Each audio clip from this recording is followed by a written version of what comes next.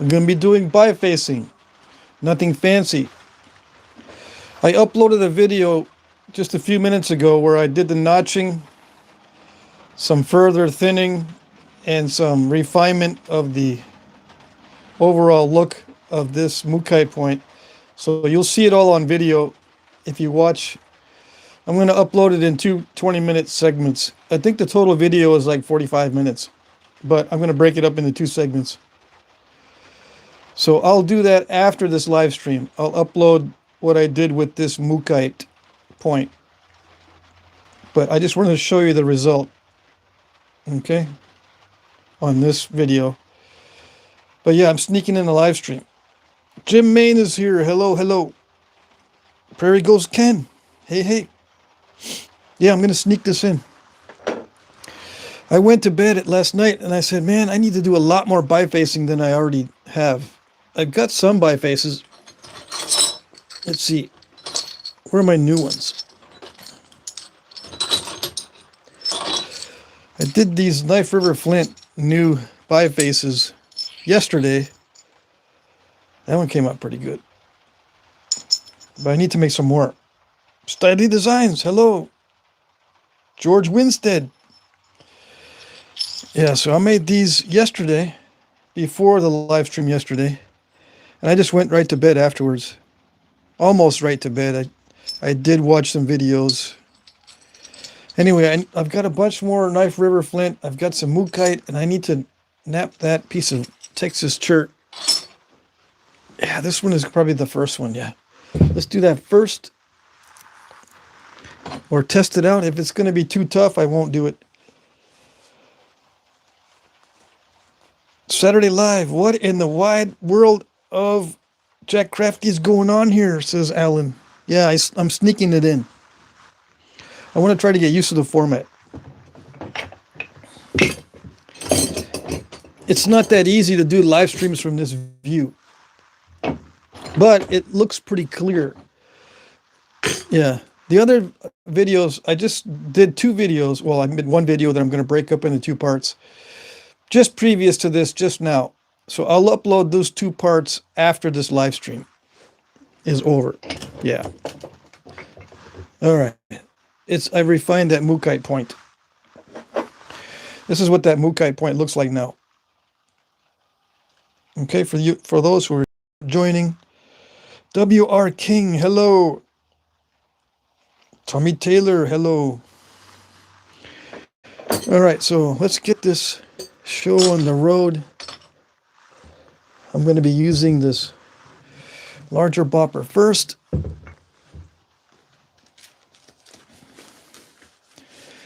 The 13 point something ounce bopper. Let's see if I can get that to show and then put the bopper on there. 13.4. The next size down. 8.1.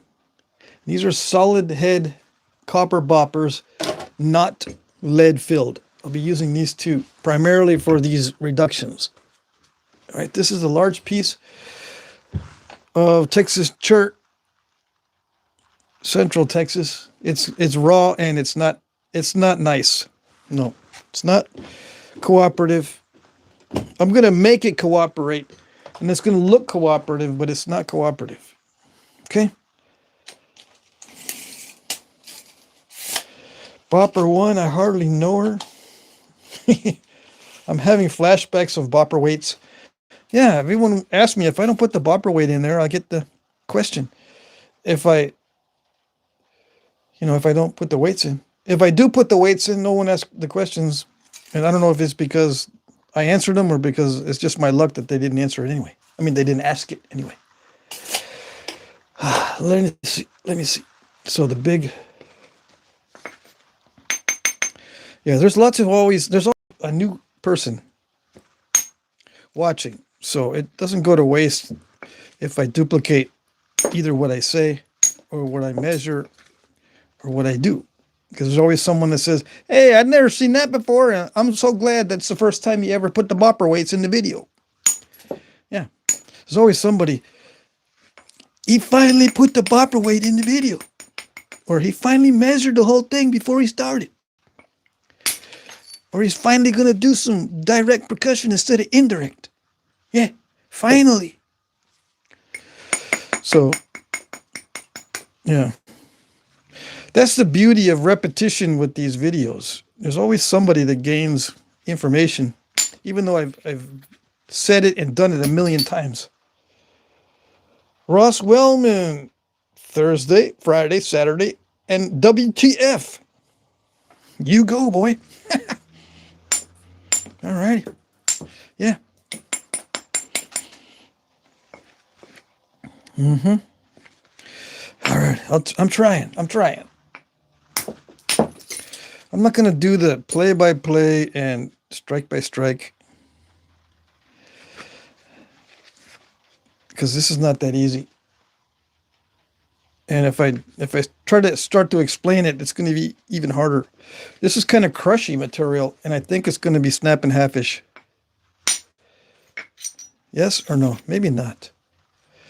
If that had broken up, I would say, man, it's going to be snap and half-ish. It's actually not bad quality. Yeah, I can use that. I can use those flakes. Who else we got? Blade core flakes to start. Yes, blade core flakes. Yeah, it's all crushy right there, though.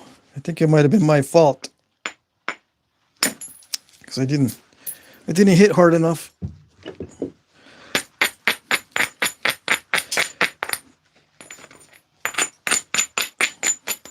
Let's take some off. Let's take some of these delicate areas off. Yeah, just for grins and giggles. I don't need to. I still got areas I can strike.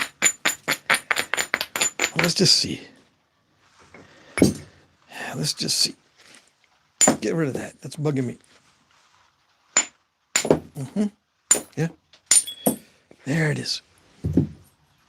Yeah, that's a good butchering blade right there, just like it is. It's got a nice little handle on one side.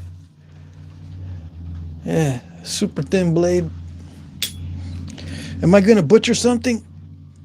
Only myself if I cut myself. That one was all crackly.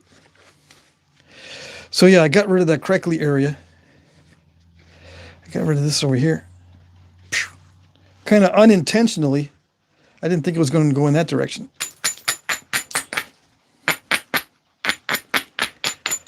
The fire trucks are driving around tonight blowing their sirens and horns and stuff.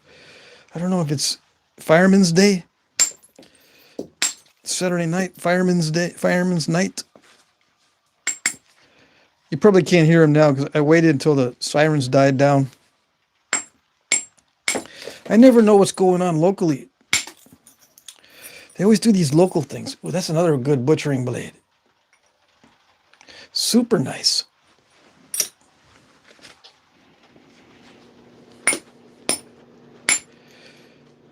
Ouch. Too much. Too much of a good thing.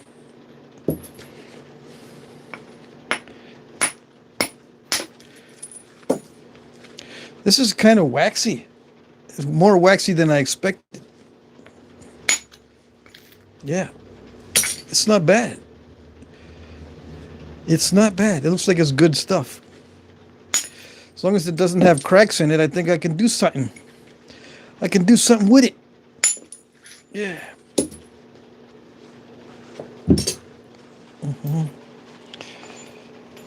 Is it fun? Says Ken. Yeah, Ken asks, is it fun?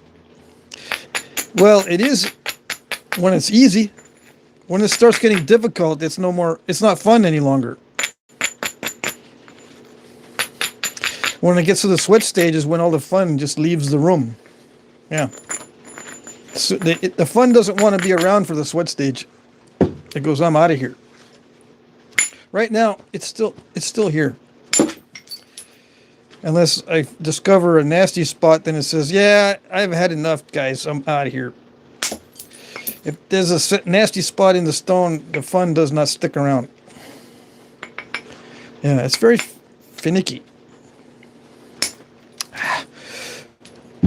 My direct percussion skills are extremely bad, and I've been trying to improve the direct percussion skills for years. Years and years. That's better. Yeah.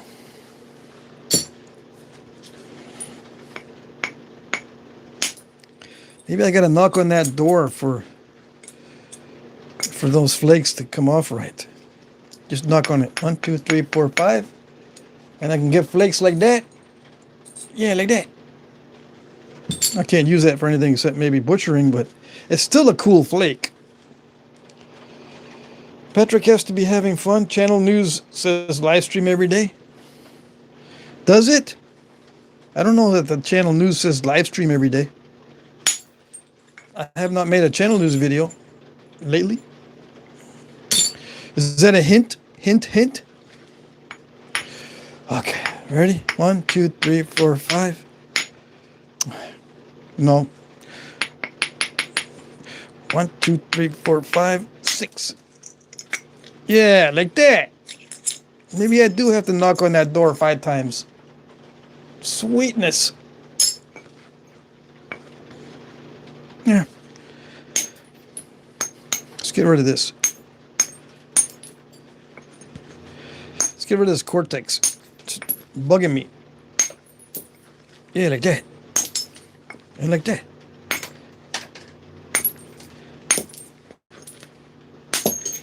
Yeah, like that. Just barely get rid of it.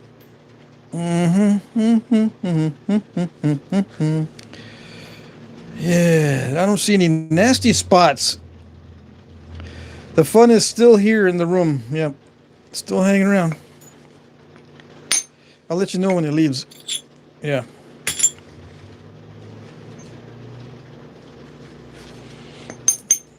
It makes a loud exit. When the fun leaves the room, it's very loud when it does it. Yeah. Nice. It's got some thickness finally. I'm finally able to get some thickness on these flakes. Maybe one more thick flake. Those thick flakes are valuable for future points. The thin ones are not that valuable, except to be used as is. Trying to look at the chat. Hey, Bushy's here. What kind of rock is Patrick smashing? This is Texas Church, Central Texas. Edwards Plateau. It's not Georgetown. It's not Pedernales. It's like I don't know. What is it? It's just a Central Texas chirp. Yeah, that's it. It's raw. It's not bad as far as consistency. It's a lot like this piece that Sal gave me. Like this stuff. It's a lot like this stuff. They're both translucent. Okay. Sal gave me this piece, which was it this piece or was it a different piece? Yeah, it was this. I think it was this piece. And it's Central Texas chert, but it's finicky when it starts getting thin. Yeah, like everything else, but it's just weird because some areas are super sweet and some areas are not. So it's kind of finicky. So I have a feeling that's what this is going to be, except this one does not contain as many inclusions as the other one. As this piece that Sal gave me, it's the same stuff. And I've seen a lot of artifacts from Texas made from this stuff. Yeah. All right, so it must be plentiful. I don't know where to find this, except at Knapping's. That's where I get this. And I bought this piece at a Knapping. Right? Or did I get it from a friend of mine? I don't remember. Maybe a friend of mine gave this to me. Maybe Dawn gave this to me.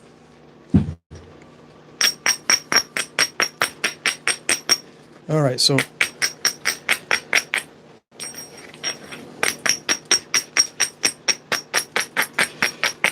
This is where it gets a little tricky.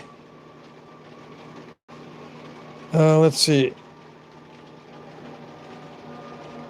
You have Stylely Design says I have to use a TV or a laptop, tabletop, and a phone to watch all these live streams. Okay. Whatever works, I suppose. Oh man, here comes the fire engines again. I guess they're coming down the other direction on the street. All right, let's knock on the door. 1, 2, 3, 4, 5. Yeah, that did it. Beauty. Yeah. Ah. All right. I like it when they're thick pieces. So I think that's the last big thick flake I can get from this. Unless I get lucky. Yeah, here come the fire engines. Dang it. Let's see. Where's my tape measure?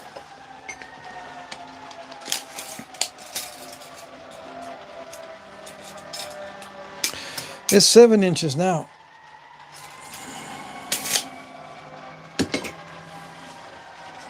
Let's go down to the next size bopper. All right, the easy part's done. Okay, now it's starting to get more difficult. Just by looking at it, I know. Just by looking at it, I know it's going to be a pain.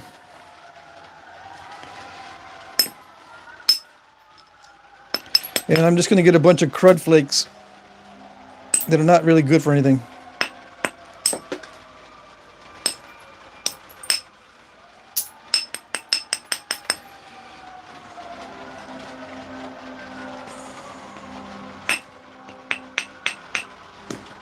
No?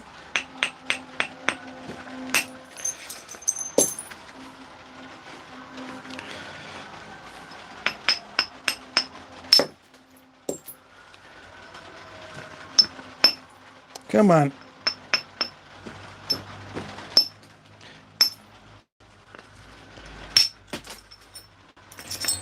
Yeah, they did.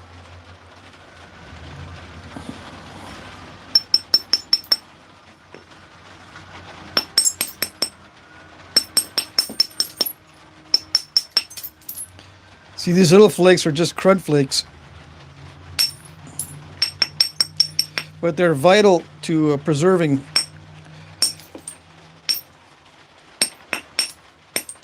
this biface.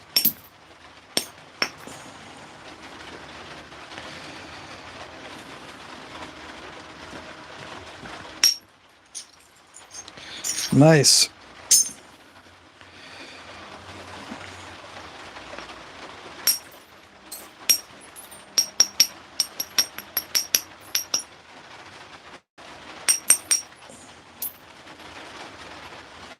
Let's see who's here. Mike Mason, I got here.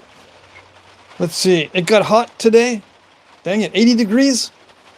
I think it got up to 40 degrees here. 45 maybe. Something like that. I like the cold winter in the fall. Yes. The cold weather. Did I say winter? The cold weather in the fall.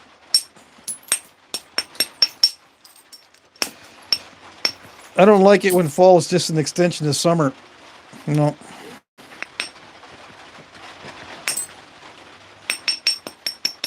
This is snap and half-ish stuff. I know it is. So that's why I'm being a little bit hesitant about striking the edge on the first strike. You got to creep up on it so I don't hit too hard.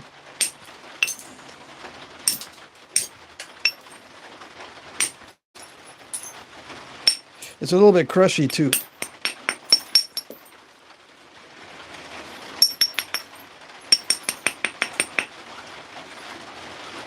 Okay.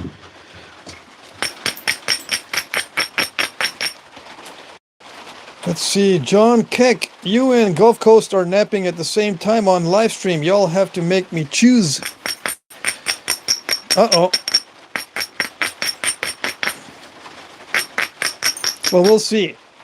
I only have 49 viewers. He probably has 490. So he's got nothing to worry about.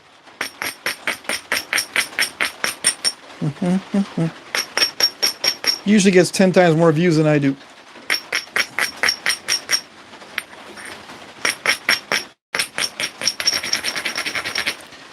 All right, so I'm going to be doing a very careful pass. This is not rock for beginners, okay? So you might say, hey, you got any more of that stuff? Because I'm a beginner. It looks like that's beginner rock. So it's not beginner rock. No. Nope, nope. Okay. Let's see. This is a new mindset, so I might have to clean up. Yeah. It's a different mindset. Hold on. I gotta switch the bopper size and everything.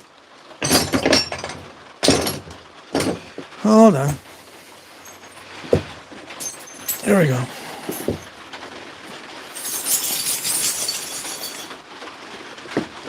Okay. The easy part's over. This is the biface. This is, you find these cached, or in the archaeological record, these are fairly common at this stage, to sit in there on these sites. All right, so I've switched down to the lower diameter bopper, and I'm going to try to be more accurate with my strikes, and I'm going to pre-grind everything. Let's see. Hey, Buckskin NYB, dang it, shop up to 243 in like 2 seconds. I don't know what that means. 243 viewers over there. See, Clint Evans is here. Let's see.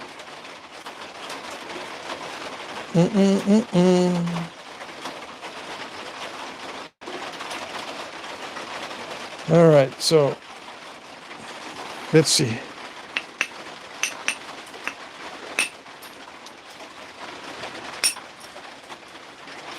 I usually try to knap challenging rocks. Yeah. So I'm not always napping the good stuff. For those of you who are new, if you look at my videos and think, oh, that's good stuff for beginners, the chances of that happening are very rare. So I usually nap challenging stuff. Okay? Just so you know.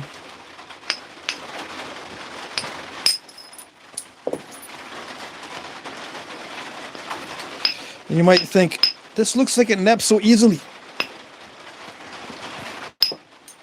Yeah, when you have lots of skill, everything looks easy. I've been doing this a while. I'm not bragging. I've been doing this for way too long. Yeah.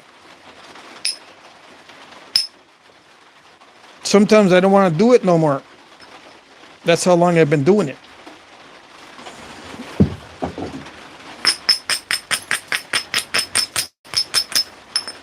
All right. I don't want to get on that topic. Let's see, what else can we talk about?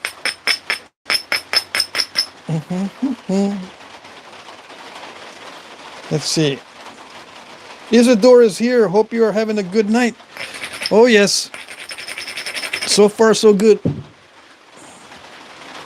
As long as the house don't burn down.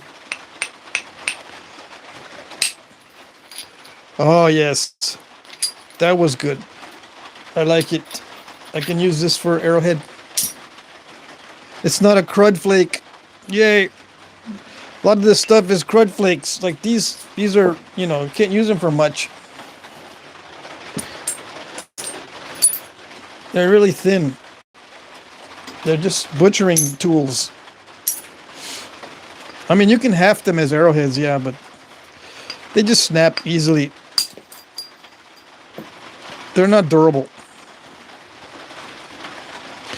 All right, so I'm getting to the point where I can make a better progress with indirect percussion.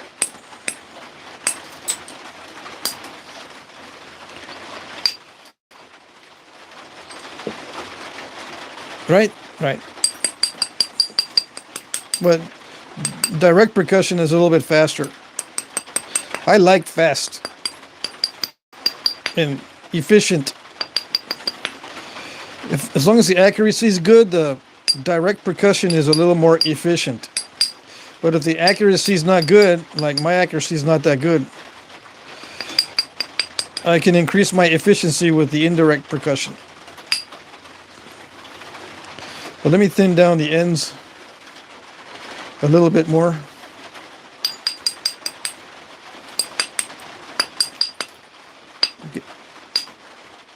Generate some more crud flakes.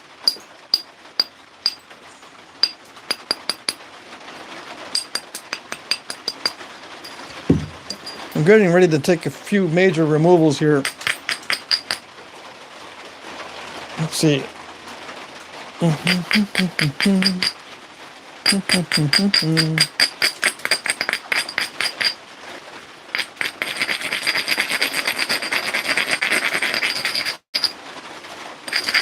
It's very crude right now, yeah. I don't worry too much at this stage that it's crude and not very smooth and kind of wonky. I don't worry too much at this stage.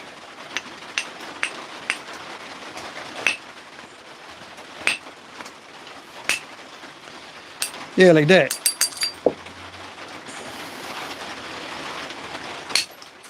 Yeah, like that.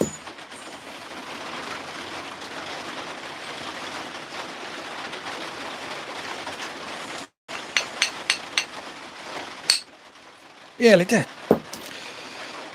I can do those with indirect percussion, but it's not as fast as this. There's a little bit more abrading involved and a little bit more careful edge preparation with indirect percussion. Well, I don't know. I do have to prepare the edge for this stuff too. Yeah. If I isolate the striking area, it makes it easier to remove a good flake rather than just a kind of flake. Yeah, a flake is a Flintknapping term. Yeah. Move the edge that way now. I think I'm able to move the edge. No, hold on. Let me just take a good flake here. Yeah, like that.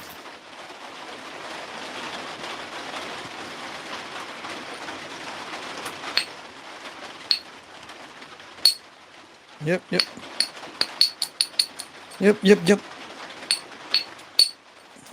Very nice, very nice.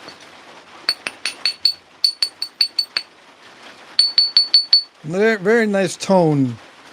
Oh, yes. But I'm not going to be ringing it too much because it'll call in all the mess up spirits that'll mess you up. They'll go, hey, somebody's napping a thin point down there. It's ringing already. Come on, let's go get it. Let's go mess it all up.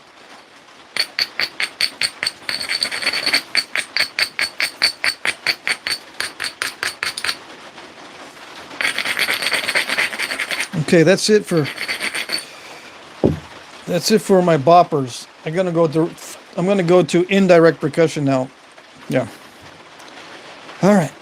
So yeah, that little transition to a smaller bopper is a different mindset. Now I'm changing the mindset again. Okay.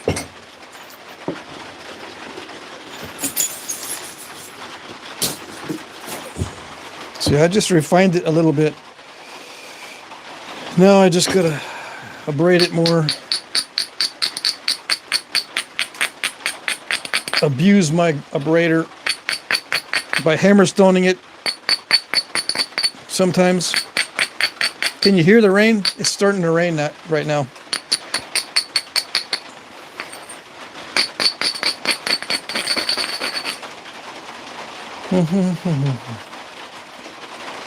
Let's see. So Gary Reed is here. I don't know if I saw you earlier. I do like the tone of this stone. I like the stone tone.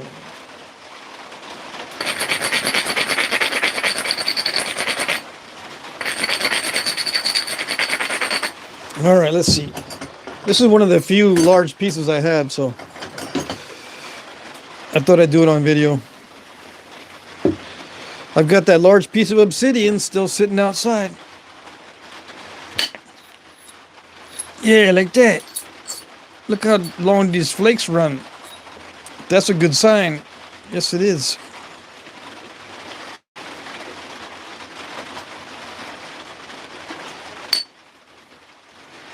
Yes, yes.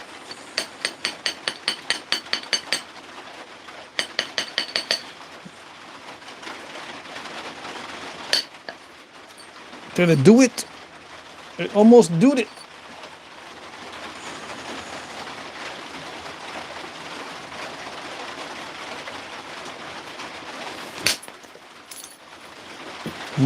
Yep, yep. So I'm making it more smooth. I'm going to be taking big bold flakes here in a little while. But for now, I'm just going to make it smoother. Yeah.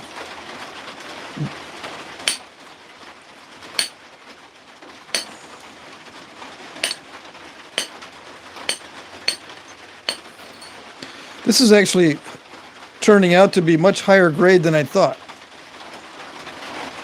Yes, yes.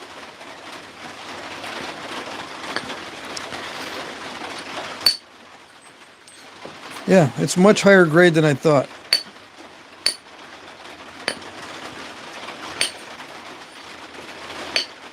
It's not a really high grade because it feels like it's going to snap in half. It feels kind of delicate, so it's not in the top. It's not top tier stuff, but it's good. Yeah. Dang it. See, it's already getting a little bit crushy. And I haven't even begun to thin it yet. This is just preliminary edge work before the thinning. This is the stage between the biface and the preliminary thinning. This is the preliminary edge work. Yeah. Making the edge good. Uh-oh. That's not good. I'm supposed to be keeping it smooth. Yeah, what's up with that?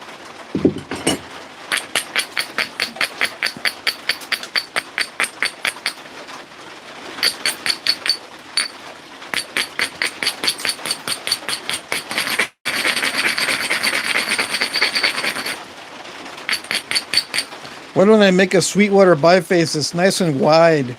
Or just a Caddo blade that's nice and wide and thin.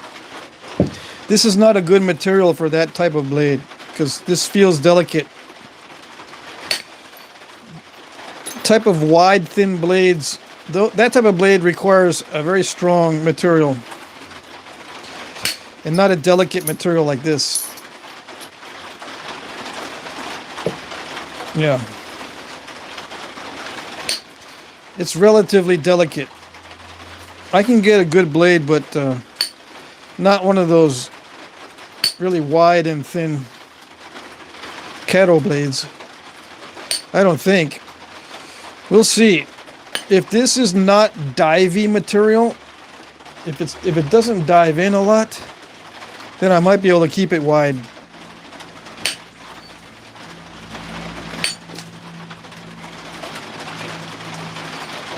I scooped out a little bit too much. Come on. Yeah, like that. Oh, no, not like that. Like that. Dang it. I scooped out too much.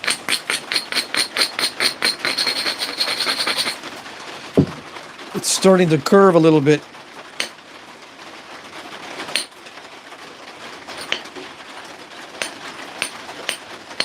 Gotta make sure it stays straight. That means I lose a little bit of length when I straighten it. I gotta make sure I don't scoop too much. Did I say that already? This is very scoopable material. It's actually really good as far as flakeability, and it's really easy to scoop too much out.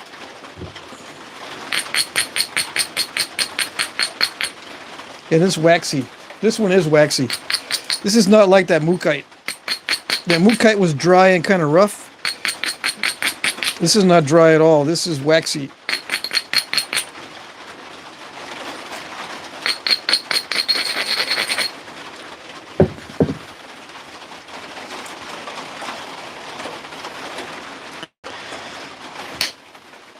Yeah, like that. Thinning flake. Sweetness.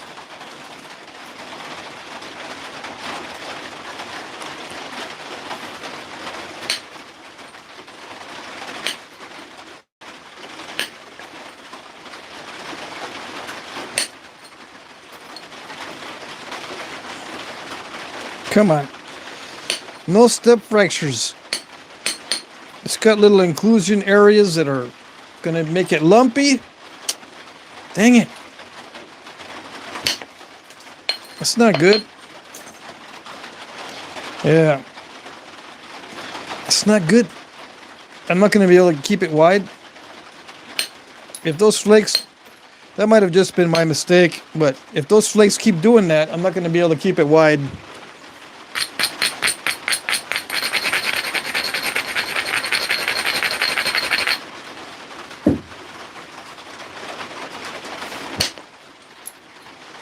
Oh yes, I like it when it cooperates.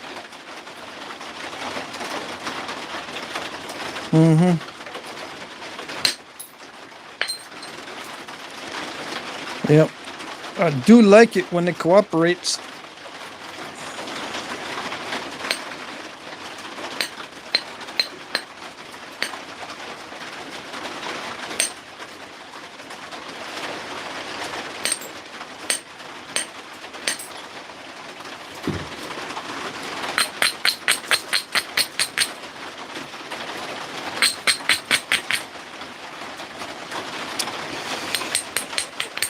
I just lost a bunch of width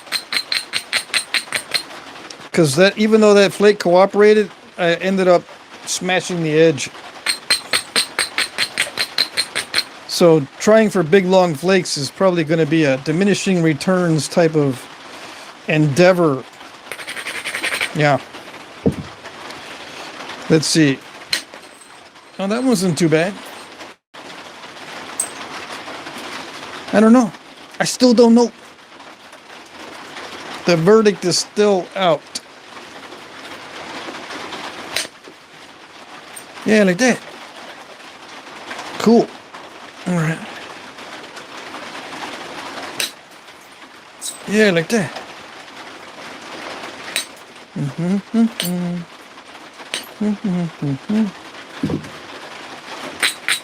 So yeah, I've got to be very careful because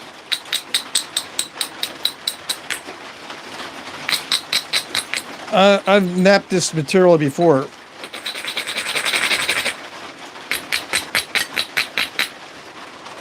And it's tricky.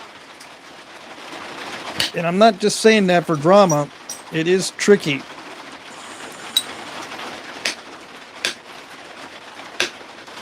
Come on.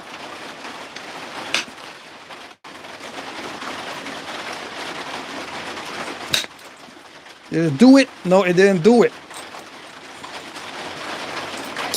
It stopped short. It's disappointing.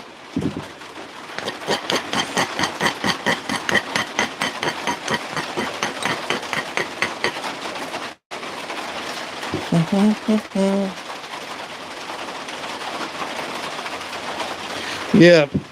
Bushy, you got some nice preforms and bifaces, but you're nervous about breaking them. Don't worry, they will break. Just do it. Just break them. Yeah. Then you won't be nervous anymore. Yeah. Alrighty, let's see. Hey, it did it. It did do it. Nice.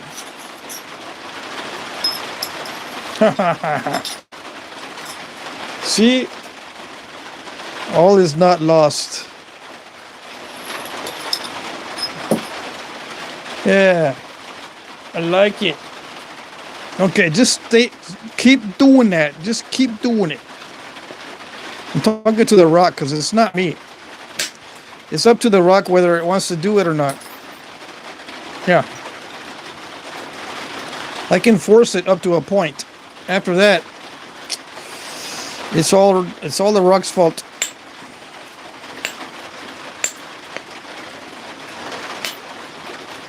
Man, it's raining hard.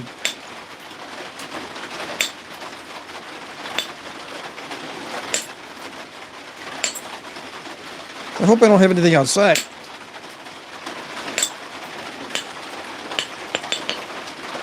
I think I brought everything in that could get wet.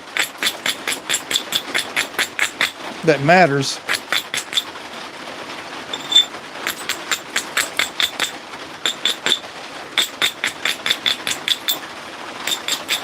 Okay, so preliminary thinning is done. Okay, now it's the secondary or final thinning coming up. Yes, yeah, because this is going to be difficult from this point on. I think fun has left the room already. Yeah.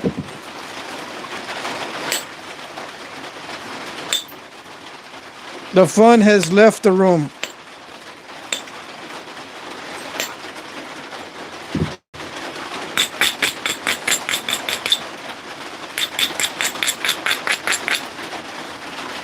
After I took off that big one, it says, "All right, that's a good time to leave, fellas. I'm out of here." Yeah. Fun left the room after that flake. Now it's not going to be all that much fun. Okay.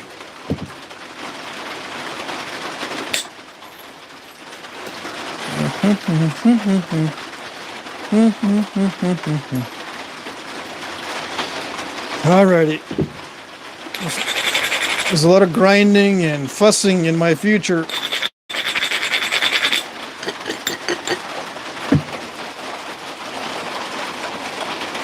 Yeah, I'm having to yell over the rain. I'm hollering over the sound of the rain.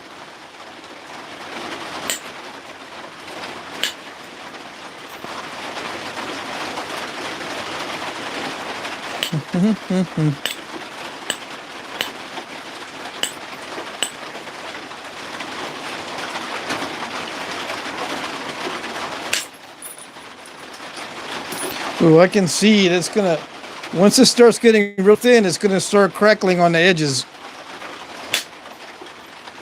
Just wait.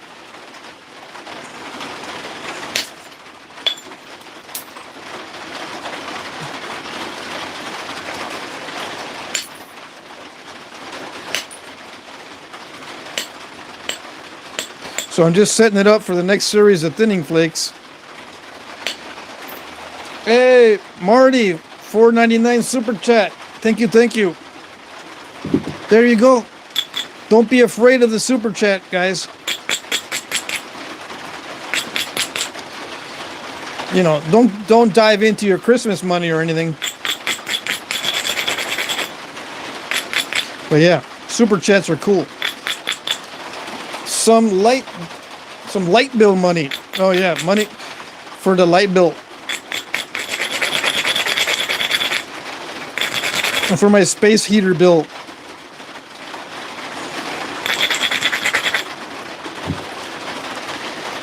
Alrighty, let's see.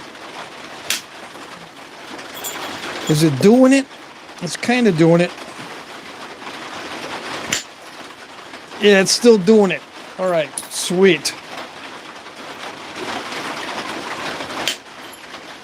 It is still doing it.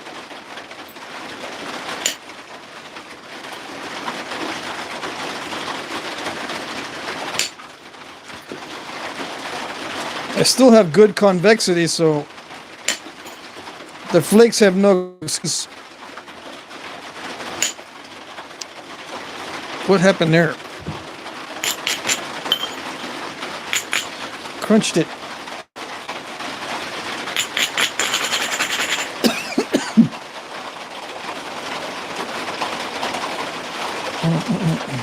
Mr. Jim is here.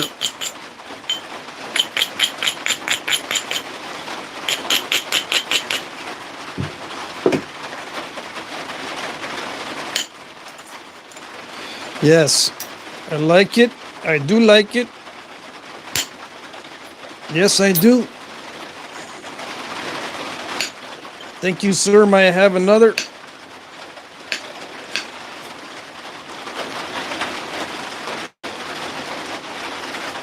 Yeah, it's getting there little by little.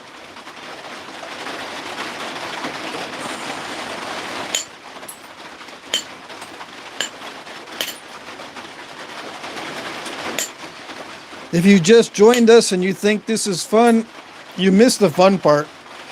Fun left the room a few minutes ago. It's starting to become work. Yeah.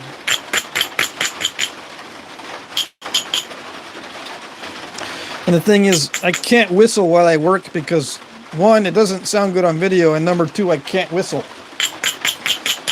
Yeah. So I don't have fun when I'm at this stage.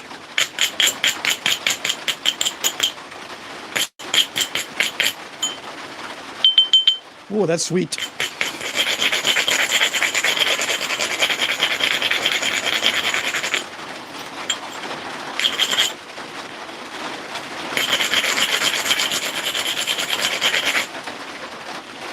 So to guarantee that it doesn't break, I gotta leave it this thick. But I don't want to leave it that thick. No.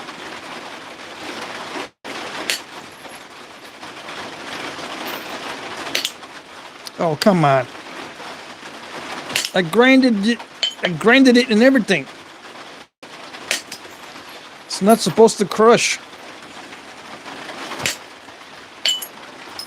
Come on. And don't be sticky either. Dang it.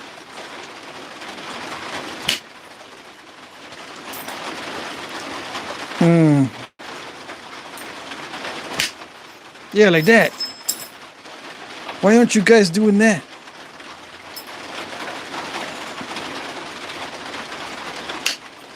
I'm watching the convexity and everything. Sometimes I don't pay too much attention to the convexity.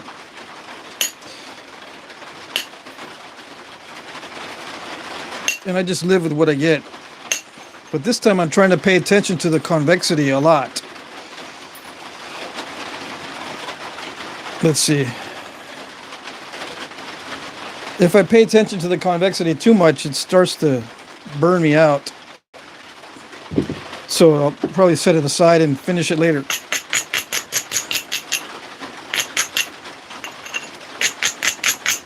I still got other stuff I can nap on the live stream if I go for 2 hours. Yeah.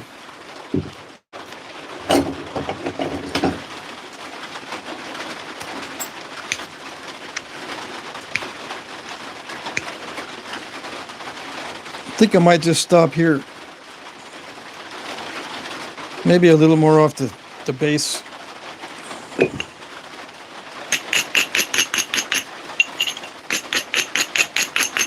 I could make a corner tang from this.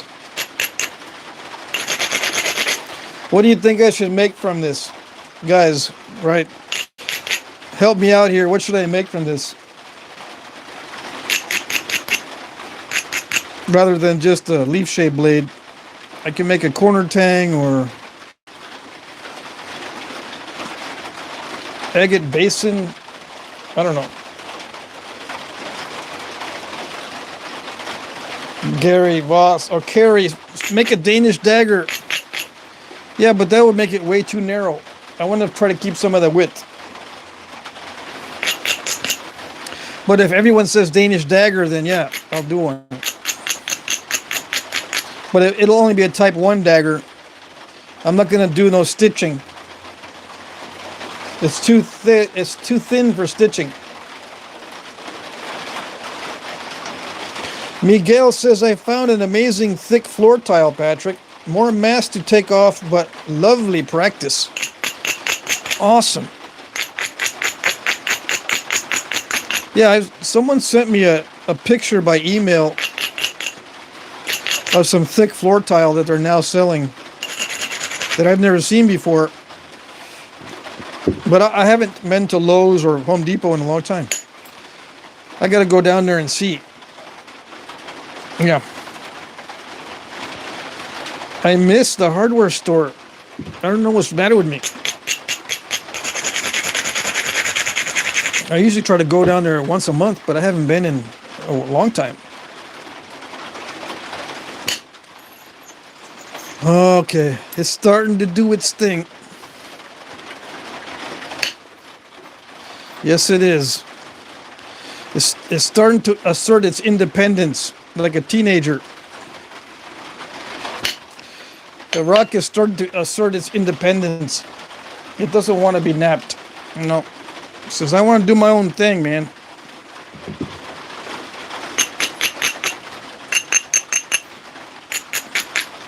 I don't know why. You got plenty of convexity. You got plenty of room to do your thing. But just like a teenager, they don't care. It's not enough.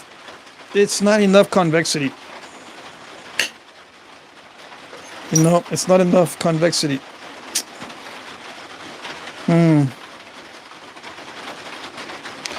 Dang it.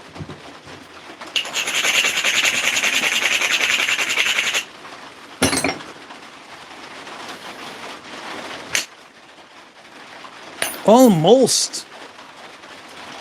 Almost got it.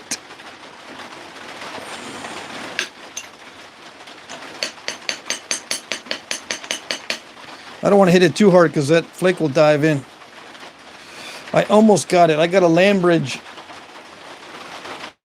But that's all right. It's better to have a land bridge than a big old step.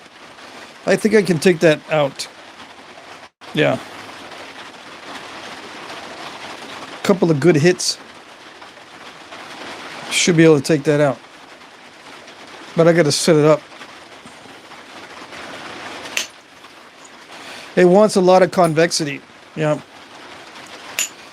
And then increase the convexity even more. When I think it has enough, it needs a little bit more. Yeah. So I got to keep it relatively thick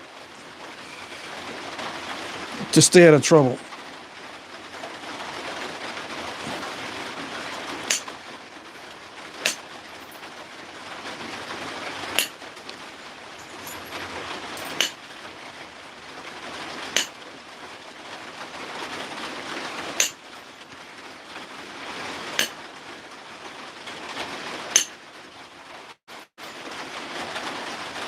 It's not bad on this side, but it has a potential because it has a little bit of defects in it.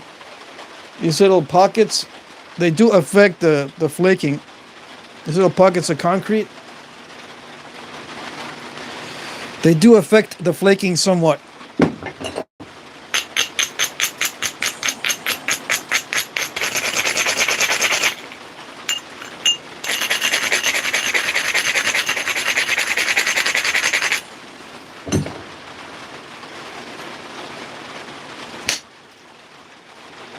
Oh, yes. Oh, that was luck. I cannot take the credit for that one. That was lucky. Yes, yes. It went further than it was supposed to. It went the extra mile. Yes, it did. Sweetness.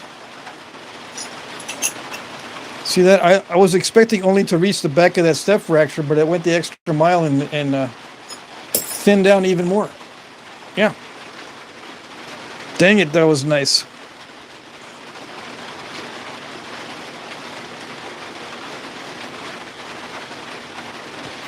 Okay, so just give me one or two more like that. That's all I ask. Okay? All right, just maybe one more like that. Just when I need it, right? Just don't let me down on the next time I need a good one. Yeah. That's all I ask. Is that too much? It's probably too much to ask. But yeah, it just gave me another good one. Now this one broke all up. So that's not a good sign.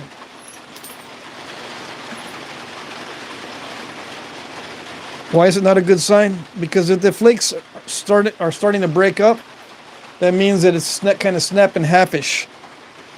And every hit risks snapping it in half. It just might be a fluke on that particular flake, but if they all start breaking up as they get thinner, as these flakes get thinner, that means it's a snapping halfish type of material. If they stay intact, if they stay like this, thin and long, it does need a lot of convexity. But if they stay thin and long, that means it's not going to be snapping halfish. I'm going to set this aside now. Okay?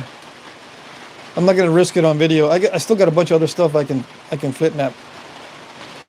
So you won't see the last of this. I'm going to bring it out on another video. Yeah. But for now, I'm going to set it aside.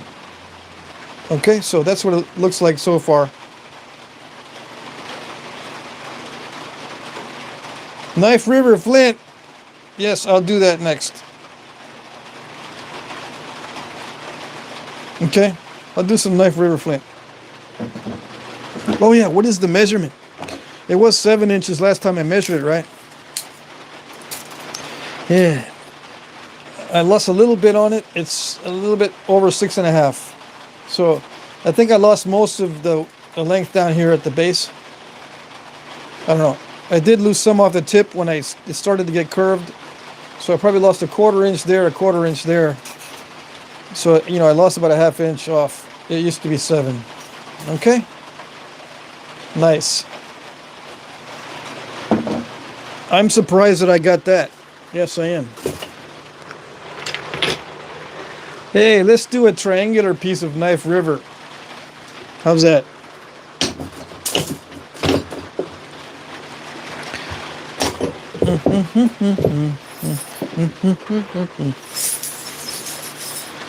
Yeah, let's do some Knife River triangular piece. I'll look through this later. I'll separate the crud flakes from the good flakes. All right, so how do I manipulate this to get a good biface?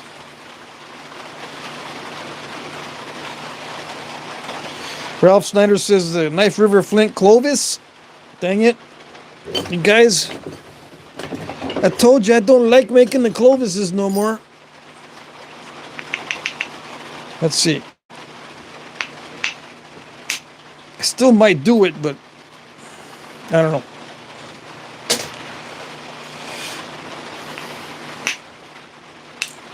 This is the good stuff. I don't know. It's dark.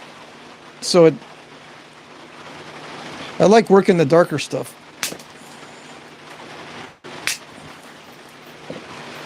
I'm going to get a lot of crud flakes because I'm trying to get a biface.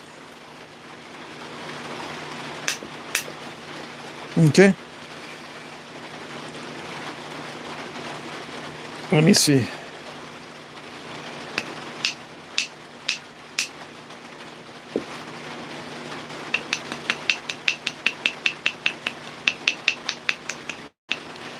I'm going to try to pull a maneuver that might work, it might not. I'm going to try to skin that ridge off. Sometimes it curls in and takes off all of this back here. But there's no good way to hit it from back here, I don't think. I could try that one right there, that area right there. That might help a little bit. I could also knock some off this way. Maybe? Come on. Yeah.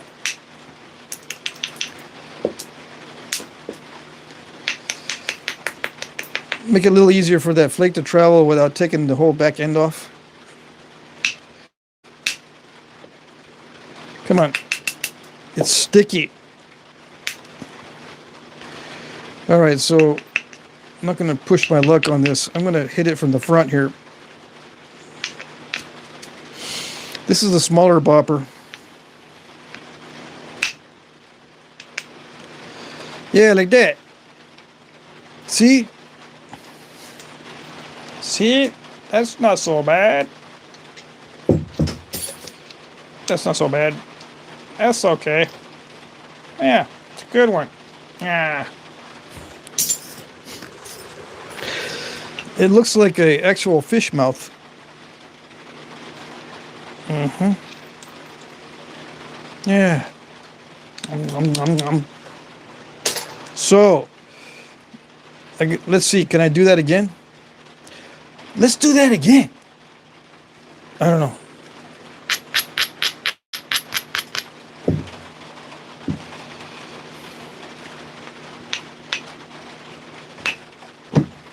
Ooh, almost.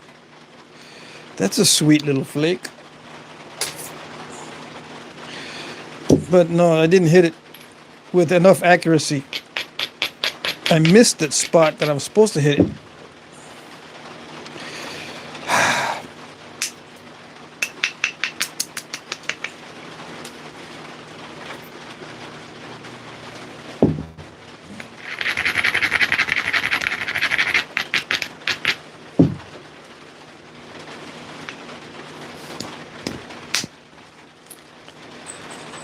Not too shabby.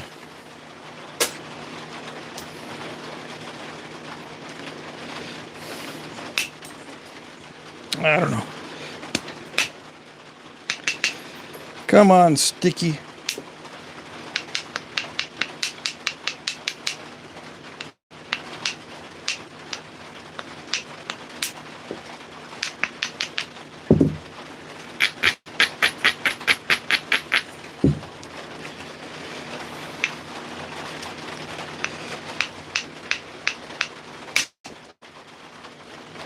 Oh, that was lucky.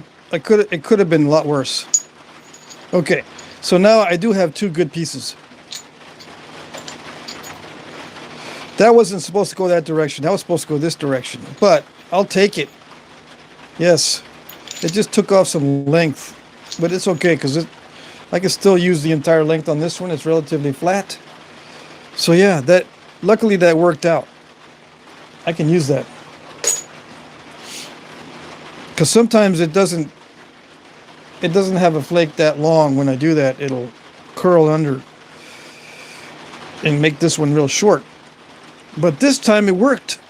So that's it for the preliminary easy part.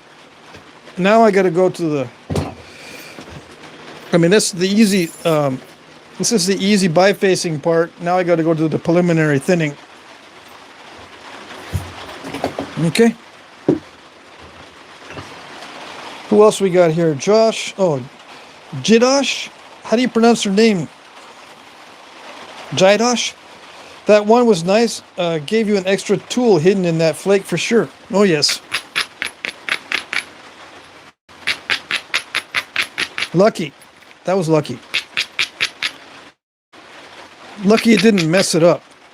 Because it was supposed to go that way only, but it did its own thing and went that way.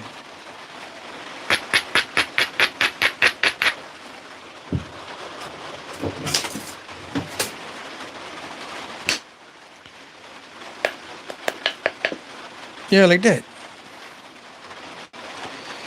Okay.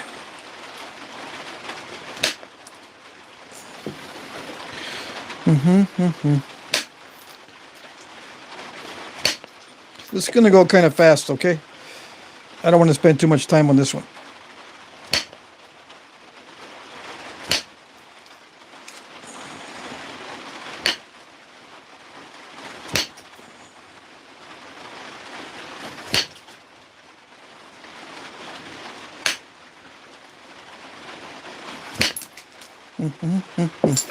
Yeah, they did.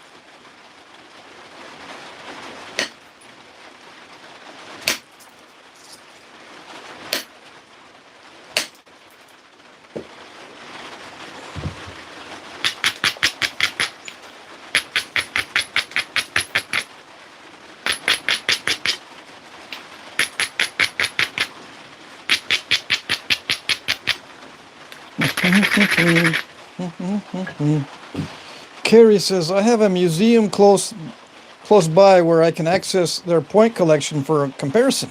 Awesome. Mr. Jim says, I have found 2 on my place and blah, blah, blah. Okay. I just can't read the chat too much. I wish I could read all the chats. Let me try to get through this one and start another one. The main challenge on this one is already finished. It was that triangular cross section. I had one lucky strike that really changed things for the better. So now there's not much left that's challenging. On this piece, it looks pretty solid, so that's not the challenge. The challenge is not to take it for granted now that it's becoming a biface. A refined biface without defects in the material. Yeah, it's looking pretty good.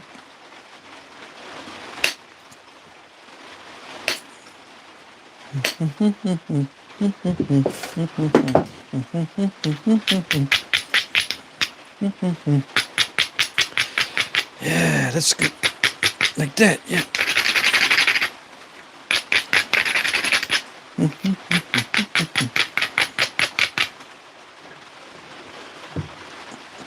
Don't get too cocky though. Don't take it for granted.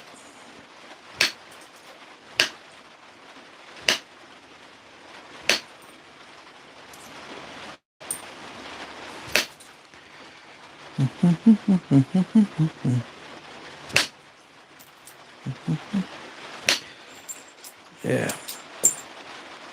I don't usually hum when I'm by myself. I do it because I don't like the dead air on the live stream. Yeah. But I'm going to have to focus. Hold on.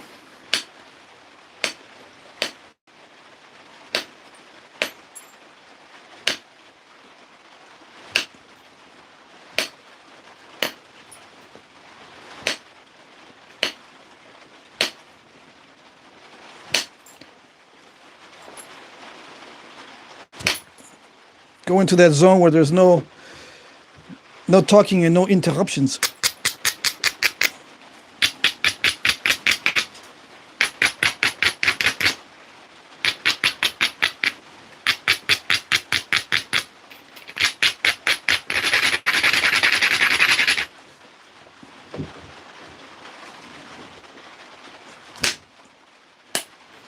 Yeah, like that.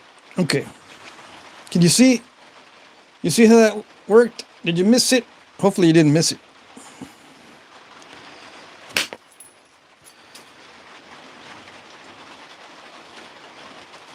I didn't measure it beforehand.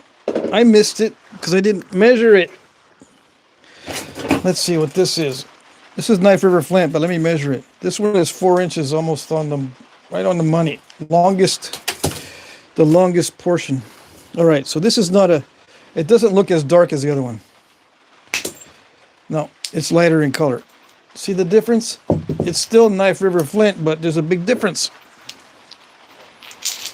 Look at that. Look at it. Big difference. Let's see. I gotta make sure I save the good flakes. These are kind of cruddy. Yeah, these are all cruddy. All right. What time is it? I still got an hour? Dang it. Or what did I say? Did I say this is going to be an hour live stream? I'm going to sneak in an hour. Come on. I see you. I saw that crack.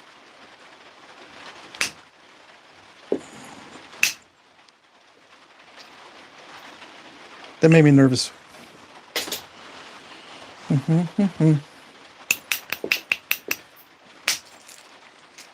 Let's see. You think this is going to crack? Yeah. Marty says this. He thinks this is going to crack. It's quite possibly will. Yeah. We'll see.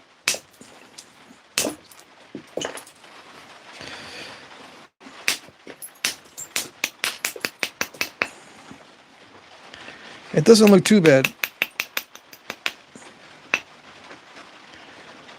Yeah, it's not too bad.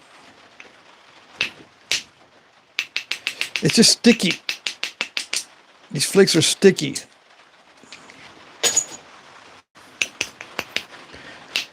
But it's not crackly. And it's not filled with natural cracks. I don't think. It still looks pretty good.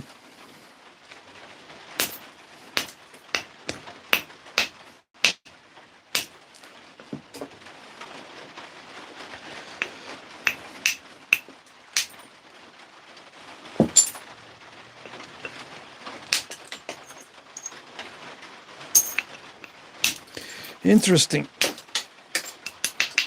It's got some soft spots. Yeah, there it is.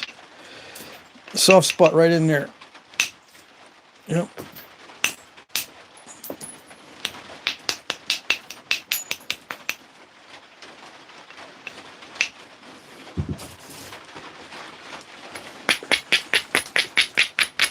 See, this is all crumbly and soft, like Cortex. But it's not Cortex. It's right in the middle. Well, kind of in the middle of this. It's still rather wonky, but it'll get thin down here in a second.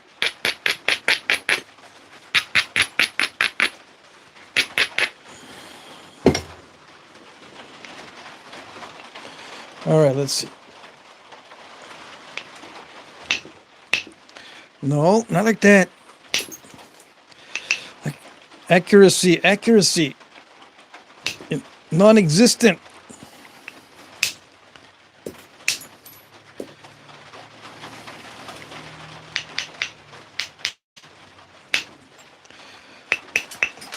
Yeah, it's got to be accurate. Come on. Did it do it? Yes. But I had to hit that really hard. You can tell I had to hit that hard because of these kind of fractures like that. You see those? That's an extreme amount of force.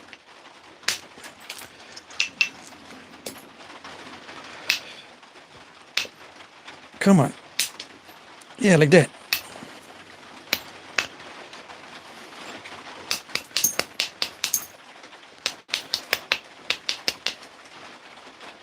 Okay, so easy part's over. Let's do the hard part.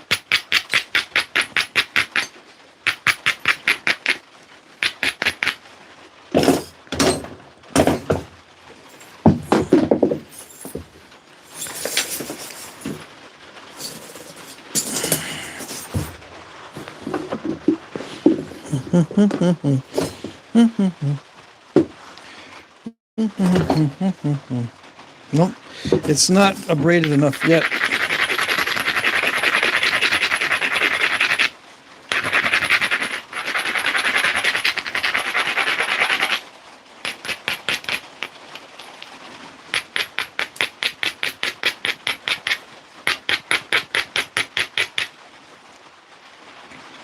Okay, yeah, may the force be with me now that I'm going to be doing a lot of forceful strikes.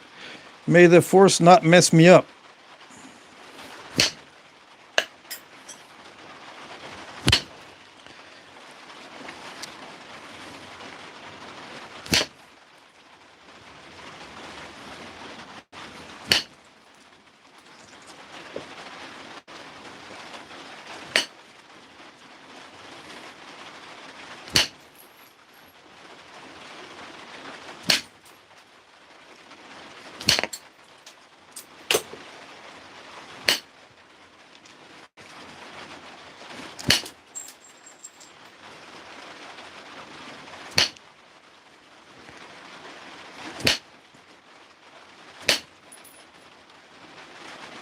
I'm bending the copper rod.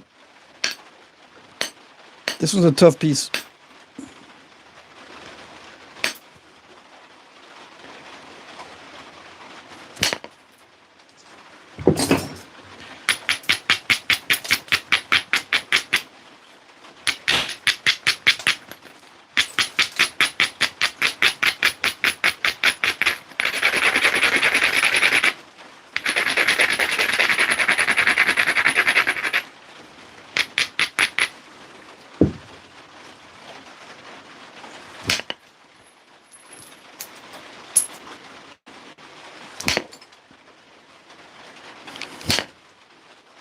Yeah, let's bend that rod. Let's abuse it. Let's abuse that rod. Yeah. Let's see what it can take. Didn't do it.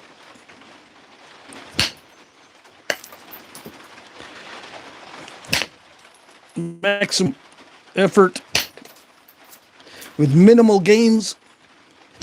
Story of my life. Let's see.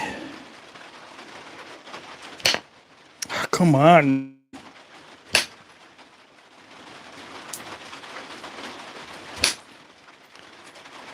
Yeah, like that.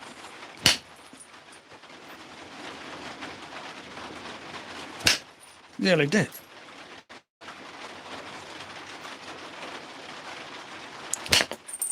Cool.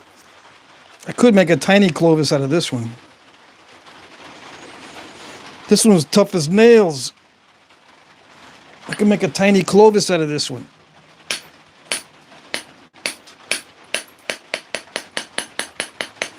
I don't have to worry about it snapping on me.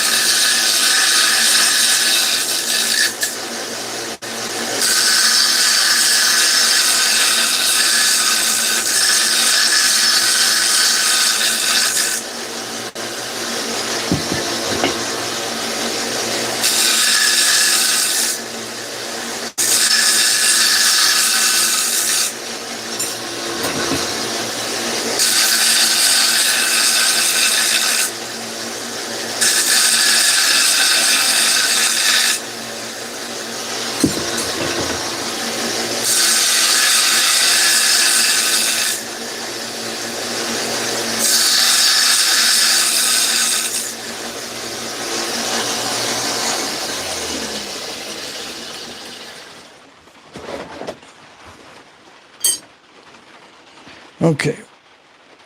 Yeah, all right.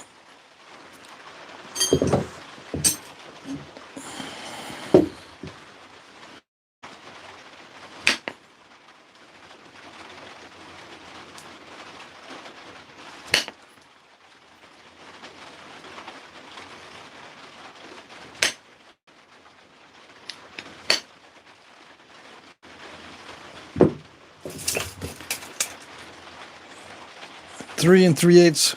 I think 4 inches was the max. But that was like from corner to corner.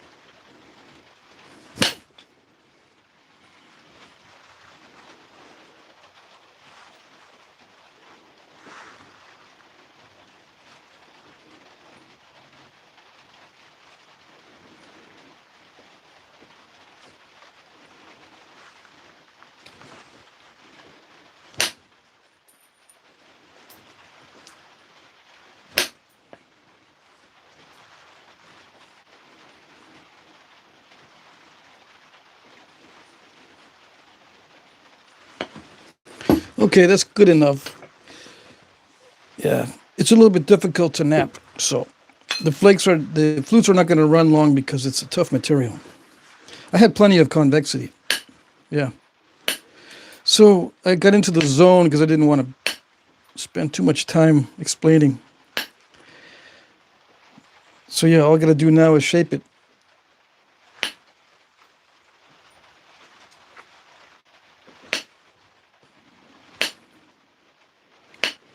Do the flutes first before the final finishing on the blade.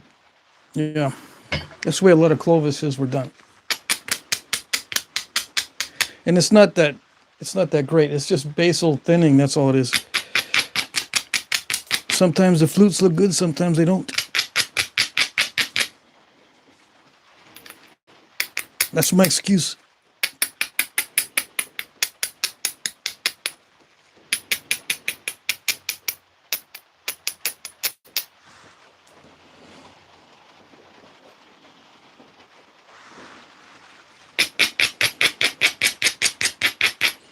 So yeah, I'm going to thin the blade down. It doesn't need to be thin very much because Clovises were pretty thick. But I got to take that step fracture out, and I've got to reduce some width, reduce some thickness on the tip. But the main body of the point is already done.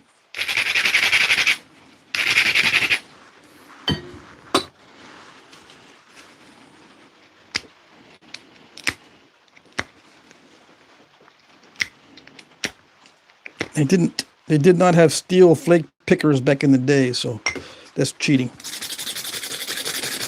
Oh well.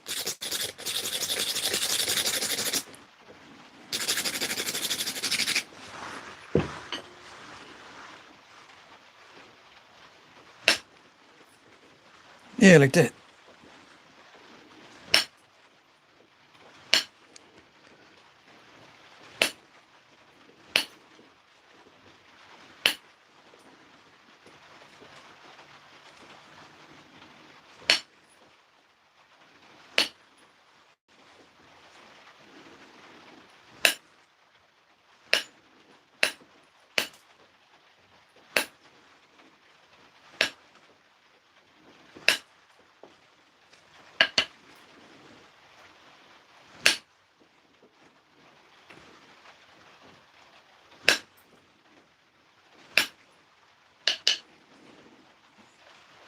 No, I'm not supposed to do that. Or that.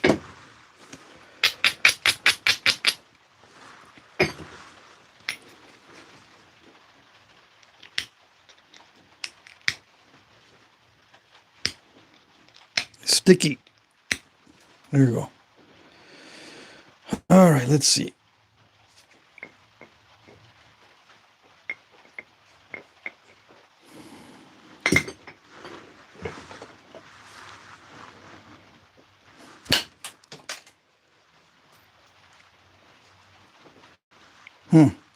Not many good options. That's good. A little bit too good. Dang it.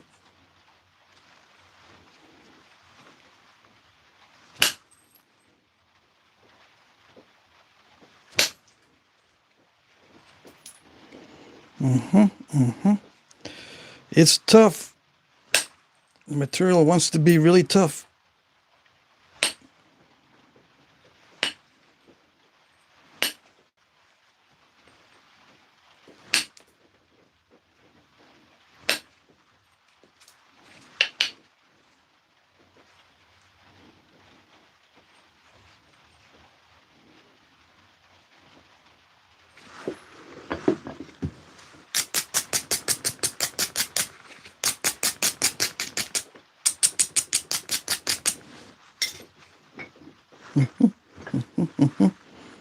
Hold on.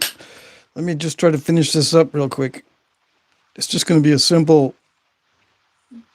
small Clovis. But I can't be doing that.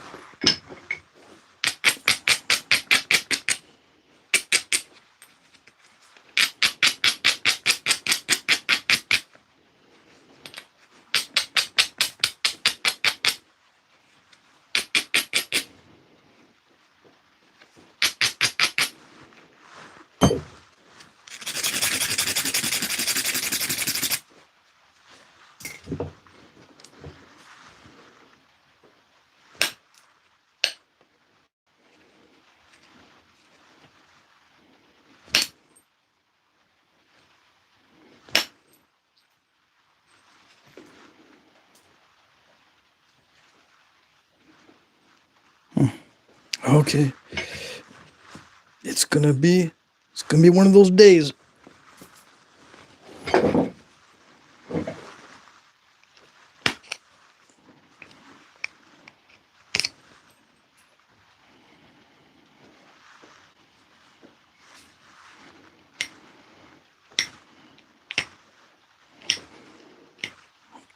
Yeah, sticky flakes. All right. Let's just try to do it.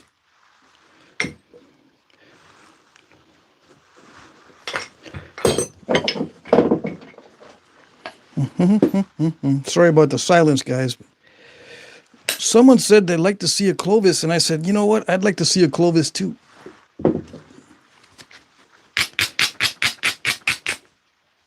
Even though I don't like making them all that much, I want to see if I can do it on this.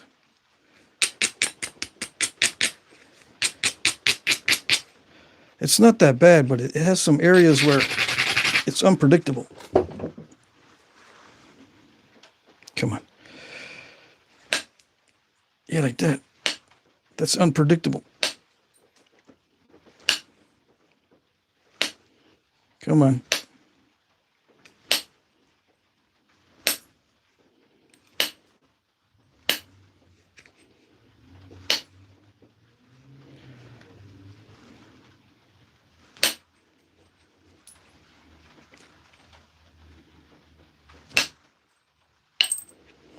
Yeah, like that.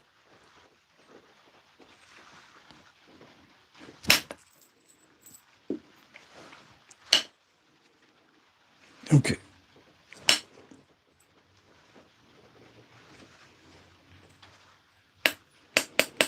Sorry, I'm not paying attention to the chat. If you have questions, you got to hold the questions just a little bit longer.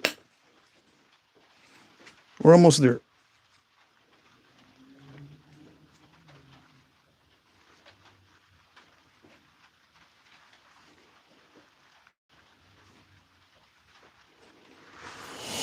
Yeah. It doesn't look like much because the flake scars don't show up very well on this tough stuff. Okay.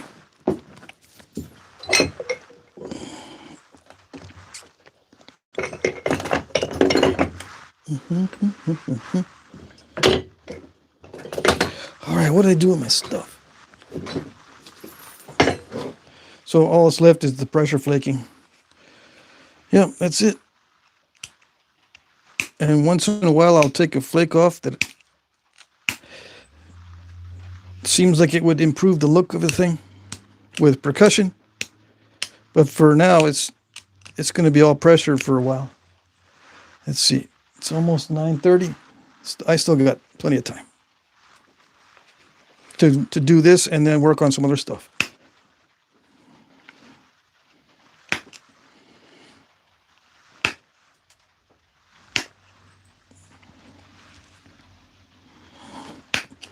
I might wear out my pressure flaking muscles, but oh well.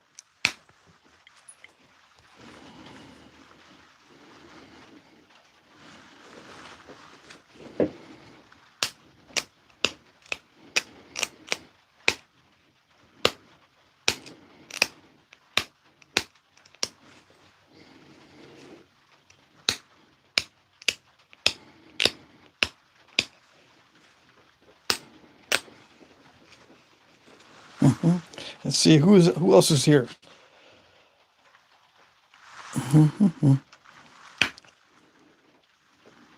Same old crew. How many watching? 34? Yeah, we lost about half the people that were watching before. I guess during the silence, people don't want to watch.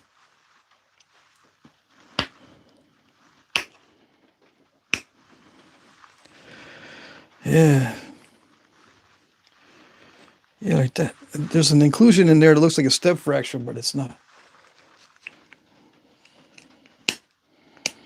And I don't use jigs for fluting or anything, so don't be expecting that in the future. I mean, I might do it, but don't expect it. I do all these Clovis points and stuff freehand. Sometimes the flutes look good and sometimes they don't.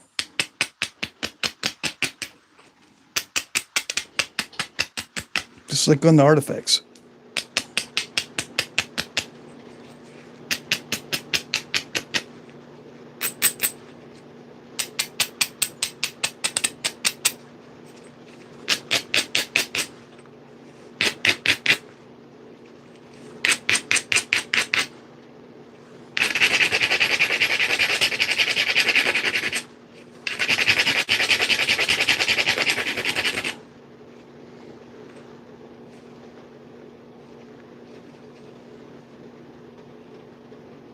Yeah, that the thinness right there at the base is, it prevents any further thinning, but that's good. That's about the thickness of the casts that I used to have of these points. Okay. So I just straighten the edge down here near the, or on the stem. These edges are very straight on Clovis, but not so straight everywhere else.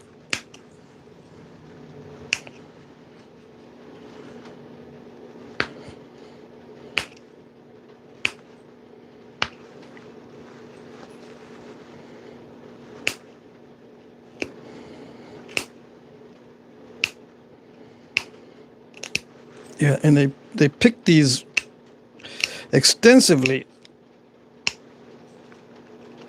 to get the edges robust and straight before they ground them down.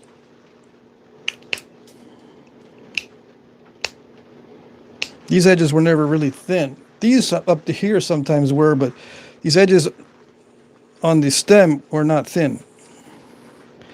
They were picked and then ground down.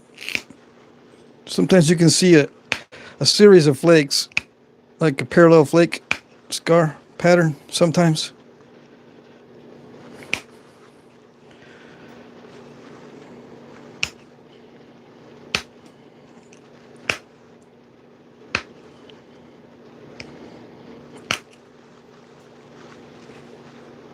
But most of the time it's just heavily picked.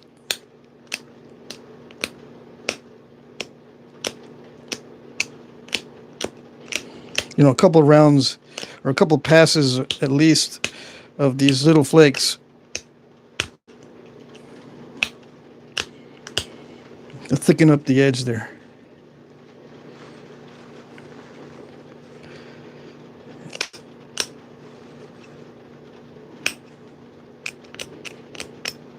I'm going to make sure when it grinds down, it's not going to change the profile. If it's too delicate and you start grinding it, it changes the outline.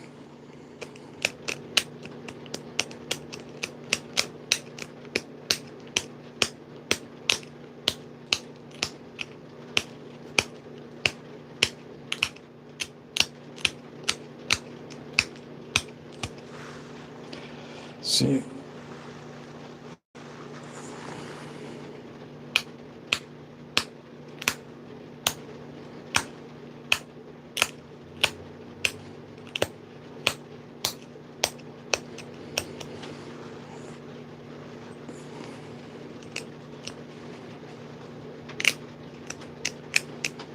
So yeah, I got to keep the edges thick so they will grind down nice and clean.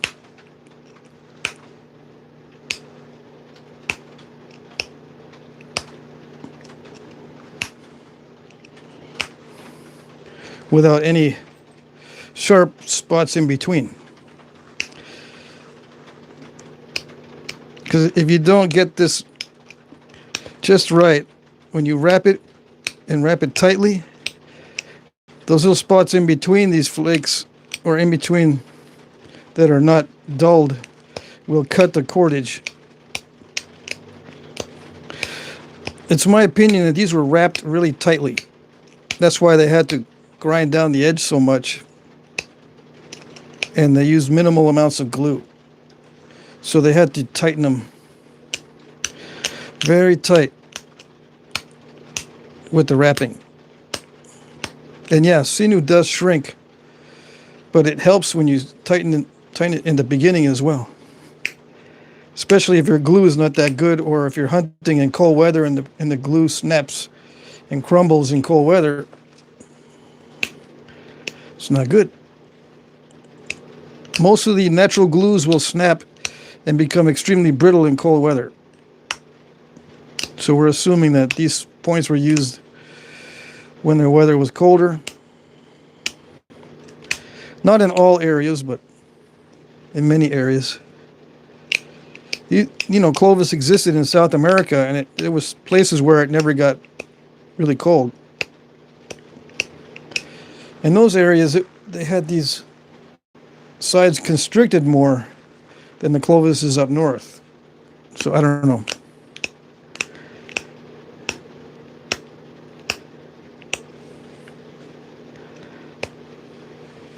Maybe the warm weather makes the glue too soft.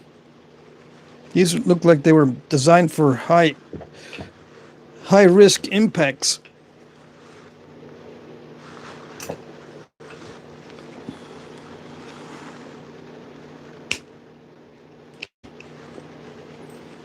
Probably hitting trees or something.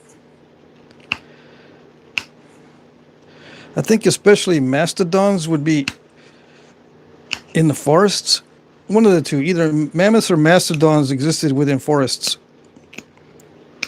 So probably trees in the way sometimes. You don't want your point to snap if you hit a branch before the target.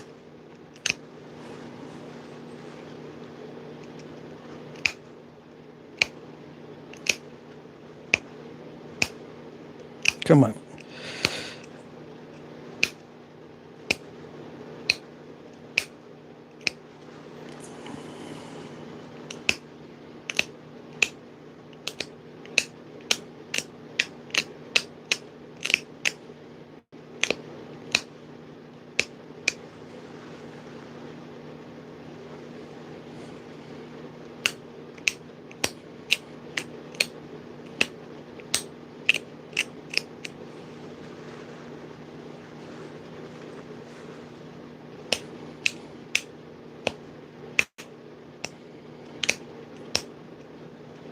What time is it? All right, I got 30 minutes.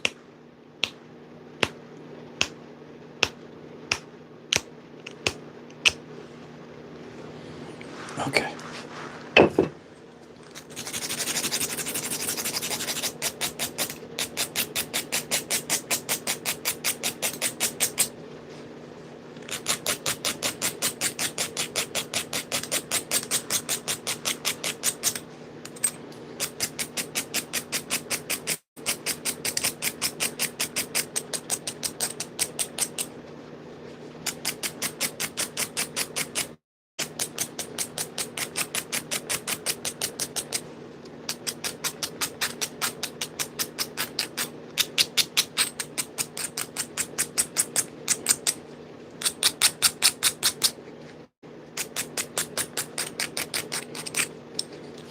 On the real Clovis points, these edges feel almost polished. So they were using some kind of very fine abrader when they were finishing them off. They'd use various grits, I guess. A heavy grit in the beginning and then a very fine grit at the end.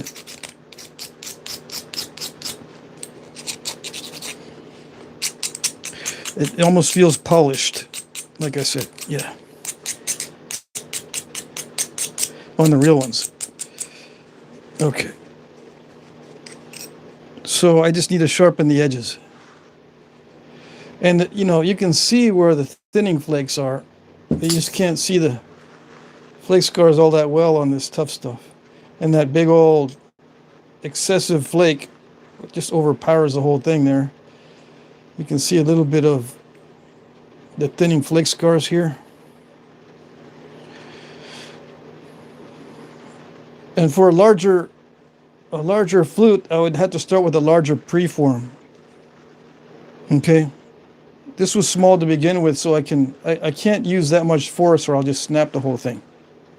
With a larger one, I can do larger flutes and then can, nap down around the flutes until I get to the right size.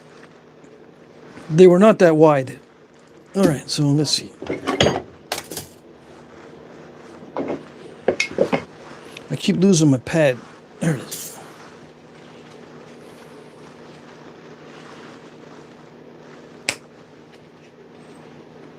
I probably should use percussion to sharpen this. This will work. The flakes will just be a little bit smaller than they were on the artifacts.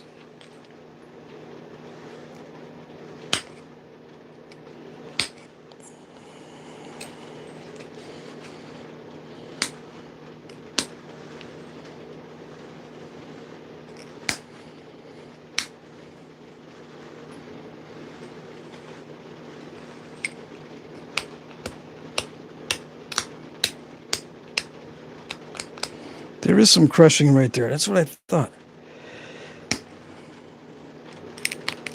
Dang it. I thought that was some kind of inclusion.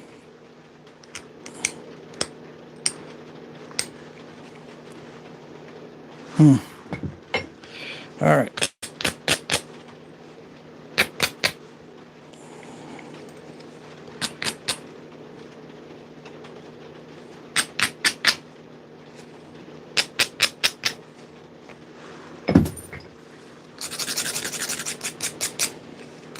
I got to get out that.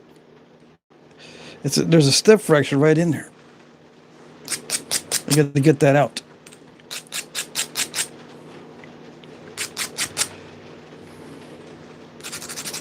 This is bugging me, so I'm going to take a flake in here.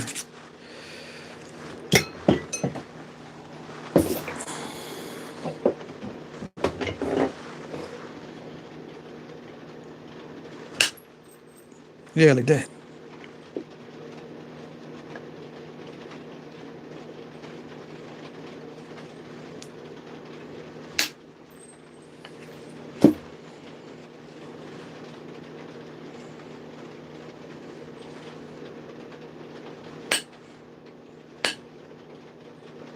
Yeah, the heater's getting too hot. There it is.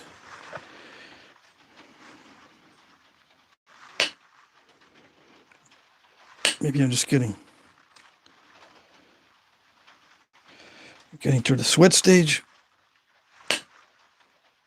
Yeah.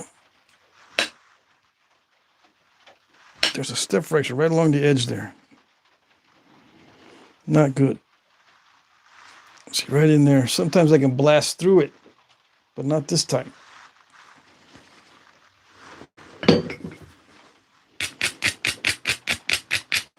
I thought that was an inclusion, so I did not deal with it earlier. All right. Oh, almost. It's supposed to go that way.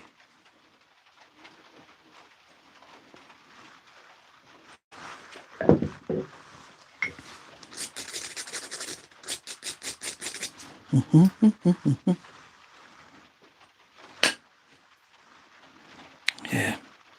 It's not going to do it.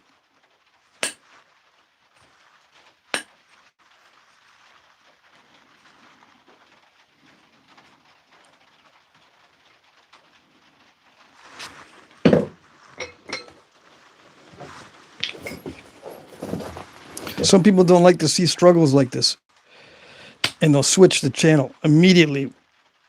No, don't want to see it. I want to see good performance. Yeah. I don't blame you. I got to fix it.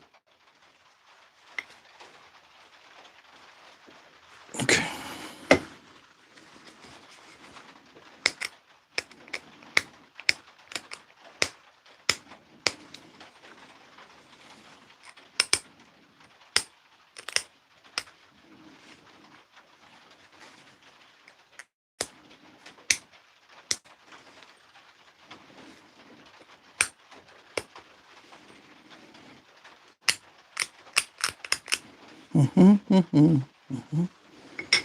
Okay, so I'll be doing some damage control here, because I didn't realize that I had a big old step fracture right there. So yeah.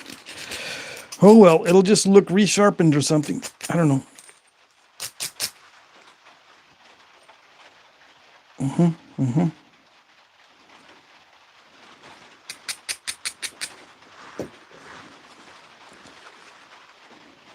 I need to clean my glasses. All right. Do I have time for something else? Well, hopefully I've got time to do something else down there if I don't keep messing with this.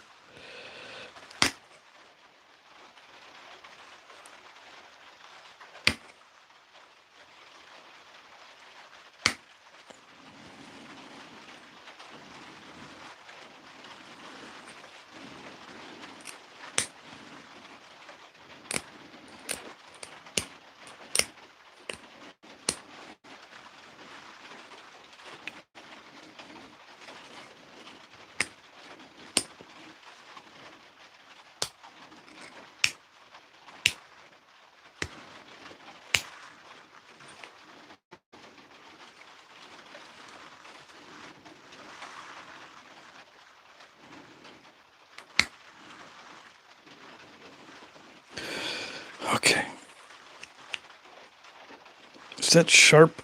It better be sharp.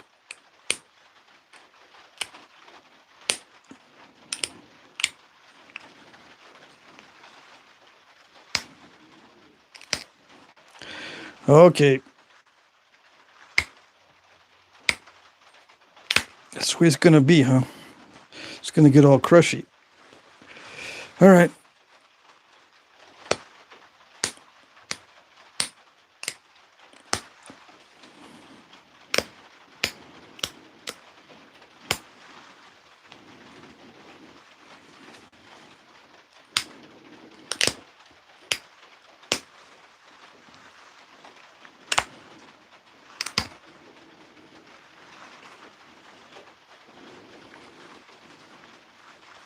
Yeah, so the main obstacles on this material, this particular piece of knife river, was just the general overall toughness. Yeah.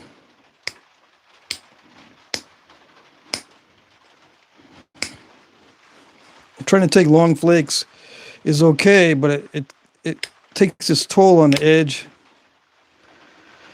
And it's unpredictable when I have to use a lot of force.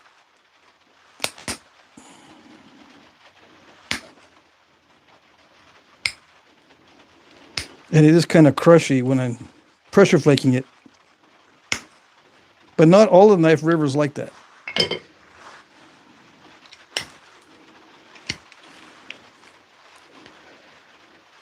So that on the Clovis points, was I out of frame? I was probably out of frame. I lost a bunch of people.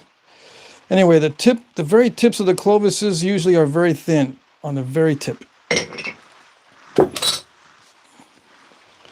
And then it gets thick really fast. So it is very thin near the tip, and sometimes they're quite rounded and not really pointy.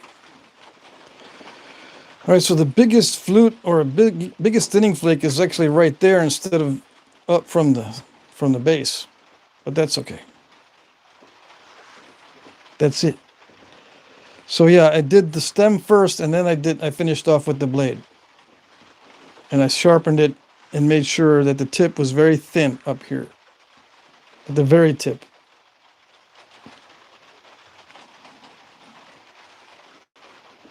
So the final dimensions, a little bit under 3 inches, and let's see, 1.25 inches. That's pretty typical, actually. 3:1 is pretty typical for the length to width ratio. The width to thickness ratio, it varies quite a bit, depending on where you measure it. I took a little too much off with this big flake right there. It's supposed to be like this thick in the middle, but this went a little bit too far. Yeah. And they were hafted up until just short of the top of the grinding. I believe that they were hafted below the edge of the grinding, and they put the wrapping over the top of the wood and over the top of any glue. So you don't see any glue or any wood when you wrap this. It's just, you can see only binding. That's, in my opinion, that's how they hafted these. All right, so it's thin, which is typical. You just don't see very defined flutes. And this one is just overpowered by that big old mistake. A little bit too far. But there was a narrow thinning flake going up in there a little bit further. And the edges have to be nice and thick and straight on the sides of the stem. And they're not like the blade edges. There are two different types of edges on Clovis. These up here look kind of wonky but very sharp, and these are not wonky at all, and they're very dull. So two opposite types of edge on Clovis. And down here it varies between kind of crude and not very ground down to very finely pecked and then ground very, very much. But there's always a really thin tip as far as material on the tip, but it gets fat really fast. All right, so that's that one. Let's see what else I can do before time is up. Let me look at the chat. I got my other phone. Let's see. It's much easier to use the other phone. Okay.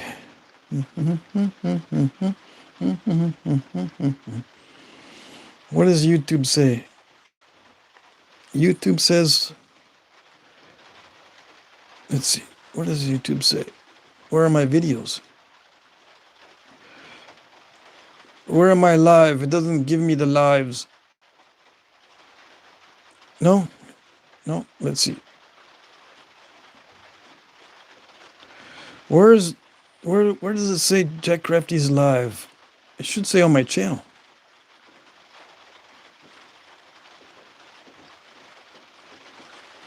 Yeah, okay, here it is. Yeah, okay, here it is. Let's see what the chat says. Yeah, okay, here it is. Let's see what the chat says. Yeah, okay, here it is. Let's see what the chat. See what it does? That's the poly effect, okay? I have weird effects on the equipment. Weird effects on the equipment. Let me see if I can negotiate this. Let me see if I can negotiate this. All right, there we go. Let me see if I can turn the volume down to 0. Tommy Anderson, most Clovis points have diagonal flaking patterns down in here in Texas. Not the ones that I've seen. The later ones do when they start merging into the Dalton styles, but the early ones don't have parallel flakes.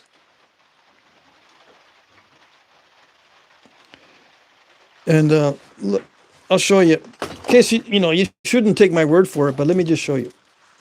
Anyways, there's Clovises in this book from Texas. Let's see.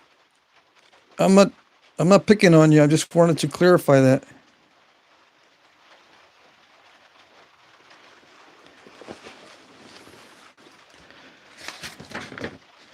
Okay, see Clovis? I think I had a cast of this one. All right, where's mine?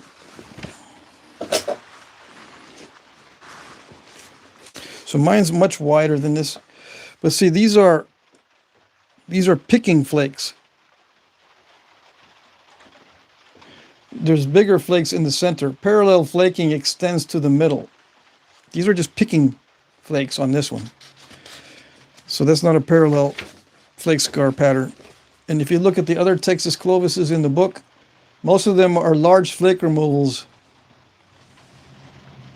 and we're just picking on the edges. You might say, oh, there's got some pattern flaking on this one. No, that's just heavy pressure at random. It's not a sequential diagonal flaking. Okay? This is the typical stuff in Texas. Now, there are Clovis points that have fancy flaking, but they're not common. They're the ones that everyone likes to look at because they look so cool. But some of these, they have barely any remnant of the original flute. See, they flaked over the top of these. And this one too, they flaked over the top. And this one barely has anything as far as the length of flute or the length of the thinning flakes. These big bold flakes from the sides are common. Like see that I have a big bold flake from the side. It's common, but they don't usually go that far. Like mine. They usually don't go that far. So these are Texas Clovis. And to get a flute like this, usually you have to start with a much bigger preform and then shoot a big old flake in a large preform and then nap around it.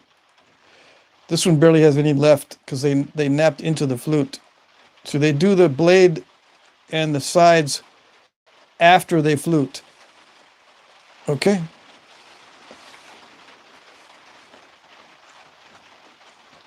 There's some failures and stuff on this side. Okay.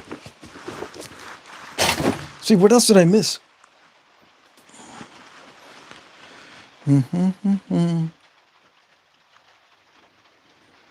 Let's see. Did anyone see that thing about the site in Mexico that's 200,000 years old?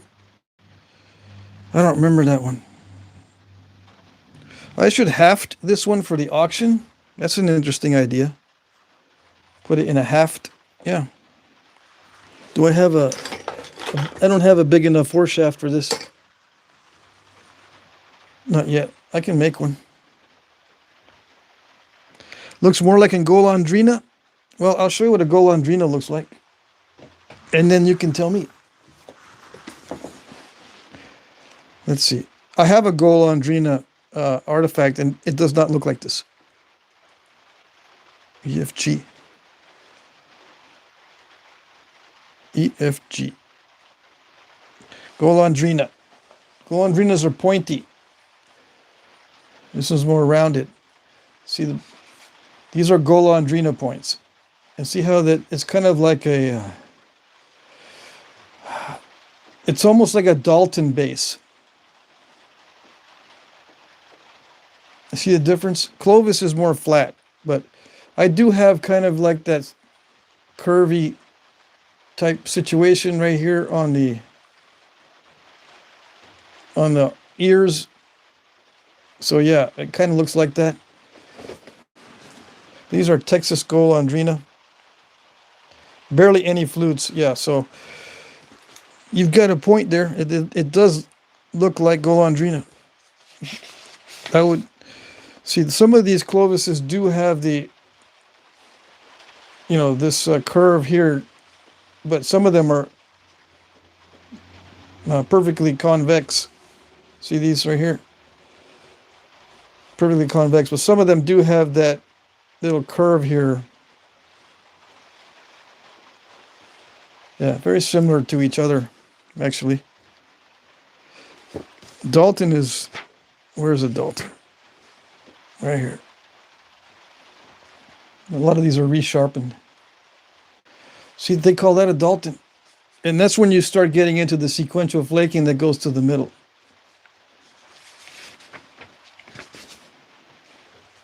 Okay. What else? Let's see. Yeah, I don't do falsums. No. I would need a jig, because I think they used to do them with jigs back in the day, too. Even back in the ancient times, I think they had a jig for those.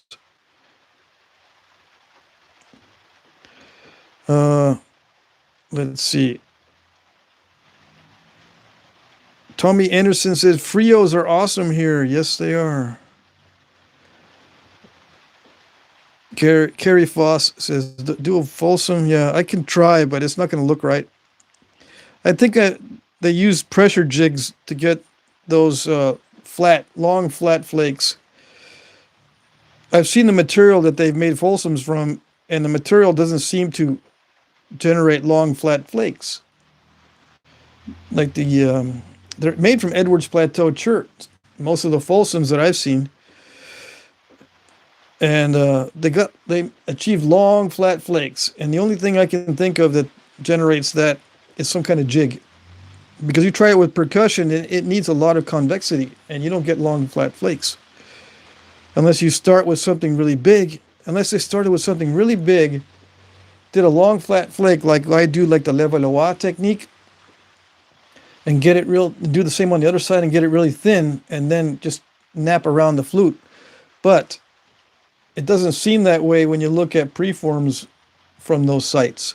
The preforms are relatively small. So I don't know.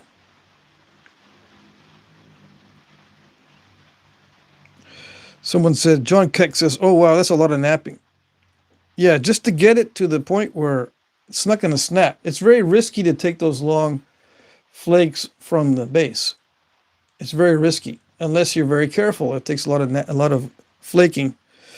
A lot of paying attention to the cross section so that those flutes don't ruin your point.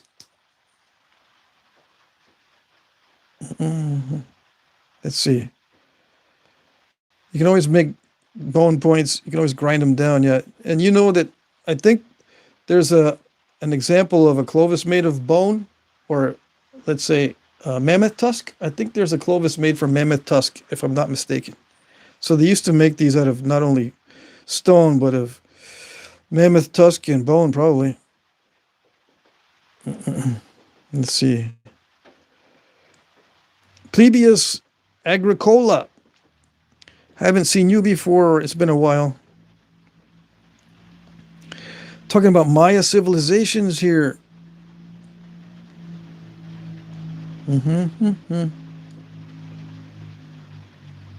Let's see. Okay, so I didn't miss that much, right? It's almost time to end the live stream. Let's see. Indirect percussion would flute a falsum. You can even overshoot the tip. Yeah, it would flute a falsum, but the first side will probably go okay. You flip it over, though, and try to do the second side, and indirect percussion is going to mess it up. Because there's a need for convexity with percussion. Now, convexity is not as necessary with pressure. So they might have done one side with percussion and one side with pressure. Pressure fluted one side and percussion fluted the other side. That's possible. If it was me making a Clovis, I would try to find some sort of pressure jig to do it with. Back in the day, even during the original dates. Yeah. Some kind of levered pressure. Isidore says, need the fulsome point tip to have solid contact with the jig to have it go all the way. Yeah, they usually back on the modern nappers usually have something to push the tip into, and it works with Clovis too.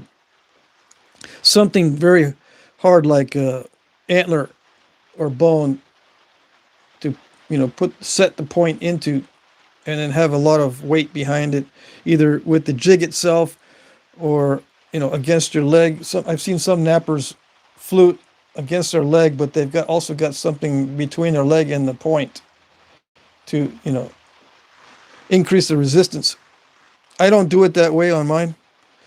I probably would get bigger thinning flakes if I put it up against bone or antler. Yeah.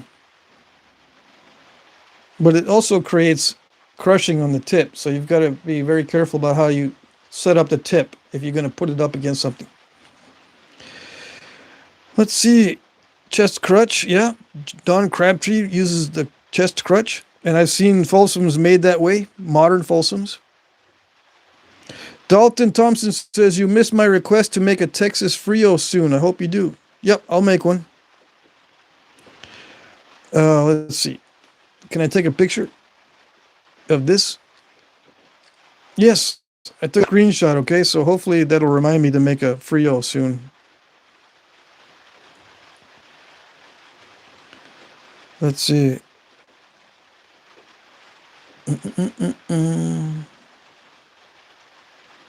Let's see. If you want to see some awesome fulsums, everybody knows about Tony Soares, right? Tony Soares. Let me see if I can write down his name. He's on Instagram and Facebook.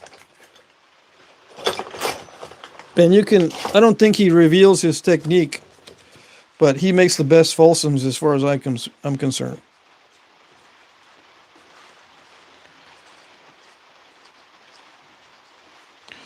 Tony Soares makes the best fulsums currently. Okay? And I think he's on Instagram. Actually, I'm pretty sure he's on Instagram, but he might be also on Facebook. Let me see if I can find him on Instagram so I can show you for sure. Let me see. Because his name might be a little different. You might not be able to find him if you just type in Tony Soares. Let's see.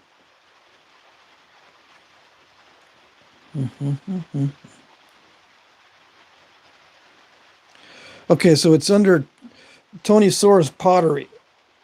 His name is Tony Soares. There's an E in there, sorry. Okay, so there's an E. And then the S. On Instagram, it's Tony Soares Pottery. And here's a fulsum that he just made recently.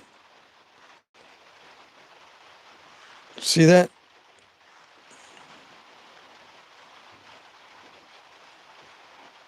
And not all the materials he uses are easy to knap.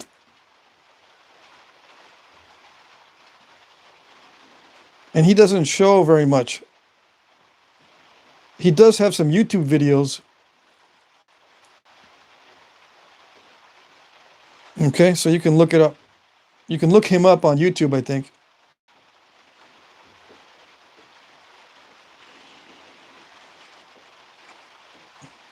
And I think he uses a jig for these. Okay? And that's what I would do. I would use a jig for sure. And I think this is some Hickston.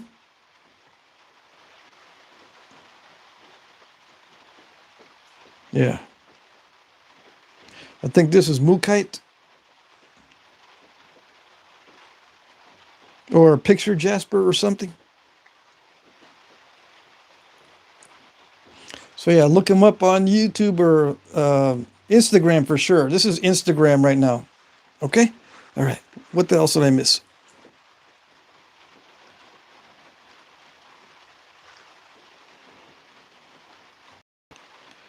Come on. I've got to go to my channel to see me live.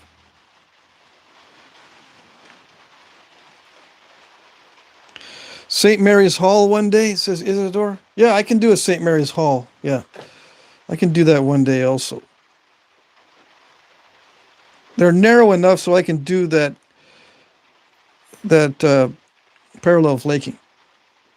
Similar to what's done on a first view or a Dalton. Chuck Finland, if they had them, they would have used them. Just like blacksmiths would have used a welder rather than a forge weld. Yeah. Jim Cooper says he has secret overshot technology like what Patrick hides from us. I'm holding out on you guys. Oh, yeah. Let's see, where's... Okay. So if you want me to haft this, let me know before I end the live stream. You want me to haft this and sell it like that in the auction? If I get several guys saying yes, then I'll do it.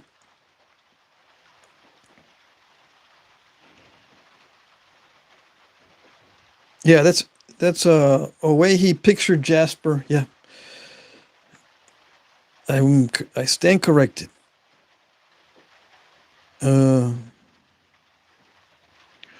Carrie says a fork tree branch jig will generate... Come on. Oops. A fork tree branch jig will generate enough pressure to flute. Yes. I've seen a guy use a fork tree branch on Cumberlands. But I don't know if the forked tree branch thing will flute a very thin point. The Cumberlands are pretty thick.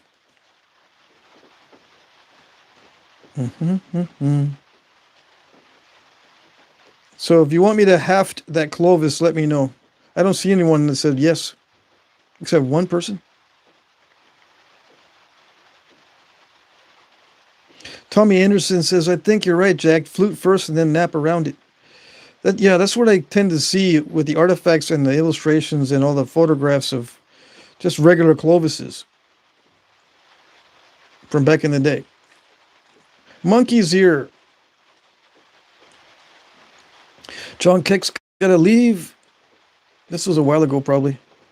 If I missed a question, I apologize. I'm looking to see if there's a question in there. Tommy Anderson says, I have that book too, talking about that red book, right? He has this book. But I have found several with diagonal, mostly hill country Edwards escarpment areas. So you've personally found several with diagonal, and they weren't Daltons. They might be Daltons.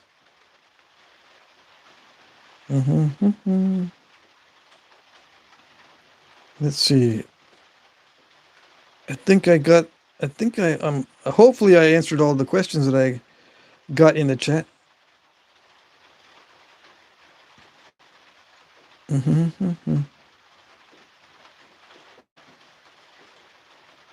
Yeah. Okay. Do it. Isidore says, do it. Just haft it and just do it. Texas Hot Point says, I'll stick around for the hafting. Well, I can't do it right now because I don't have a foreshaft ready. That takes a while to make it by itself. Carrie says, please haft it, please, and glue with asphaltum under the wraps. All right, I'll do that. Yeah.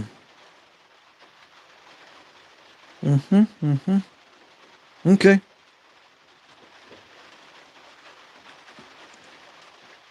What is this puns and punks and stuff? Ed Gould, $2. Hey, thanks, Ed. Super chat, $2. But this is the end of the live stream. Plebia says, hey, look now, we don't need no foreshaft showing on here. Food for the skunks. Awesome. Thank you. Thank you. Thank you. Thank you. That reminds me, I got to go buy food tomorrow. The cat food is all gone.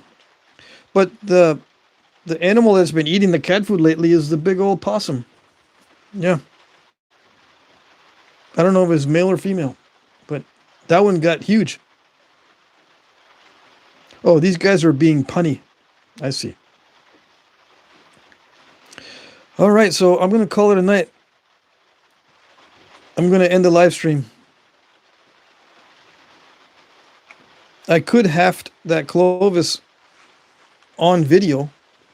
It just won't be available for the front. Yeah, it won't be available right away. I'll have to, unless I can do this tomorrow, haft it tomorrow. But I got a lot more napping to do. I can't be doing this tomorrow.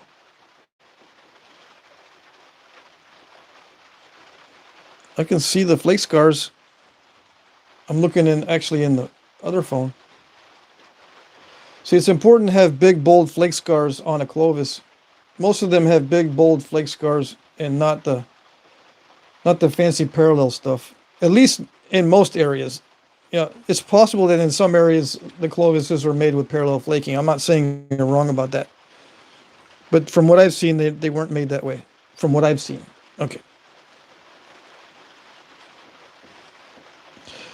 It's just you're using anecdotal evidence, dude. Not supposed to. You have to be more technical and more, archaeological. Okay, fine. Let's see. Patrick, Jim Main would like my contact info. It's okay. Give it to him. Jim Main. Okay. Jim Main, do I have your contact info? Let me take a screenshot. Let's see. Let me see if I have Jim Main's. I don't know if I have Jim Main's contact info. I should, yeah, I should have it. But I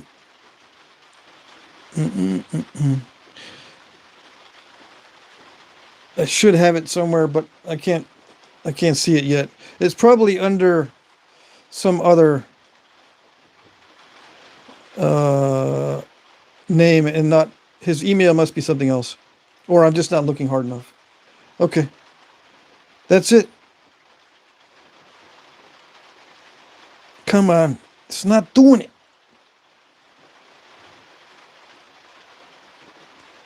Where is it? Where am I? There I am.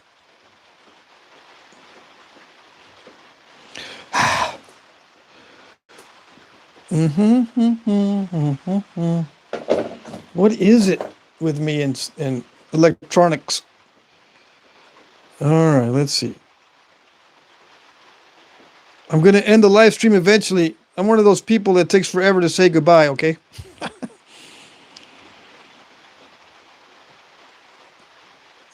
I used to not be that way. I used to just take off and leave and say, okay, that's it. Tommy Anderson says, a new subscriber, Jack. Take care. Yeah. Thank you. Thank you. No, I'm not supposed to touch that. Yeah, thanks. Thanks, Tommy. Yeah, Plebia says, I'd like to see the hafting process, please. Okay. I will do it then.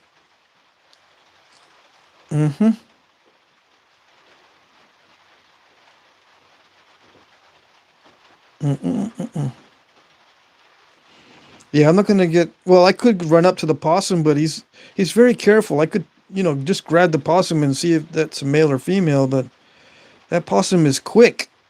They don't just lay down and play dead here.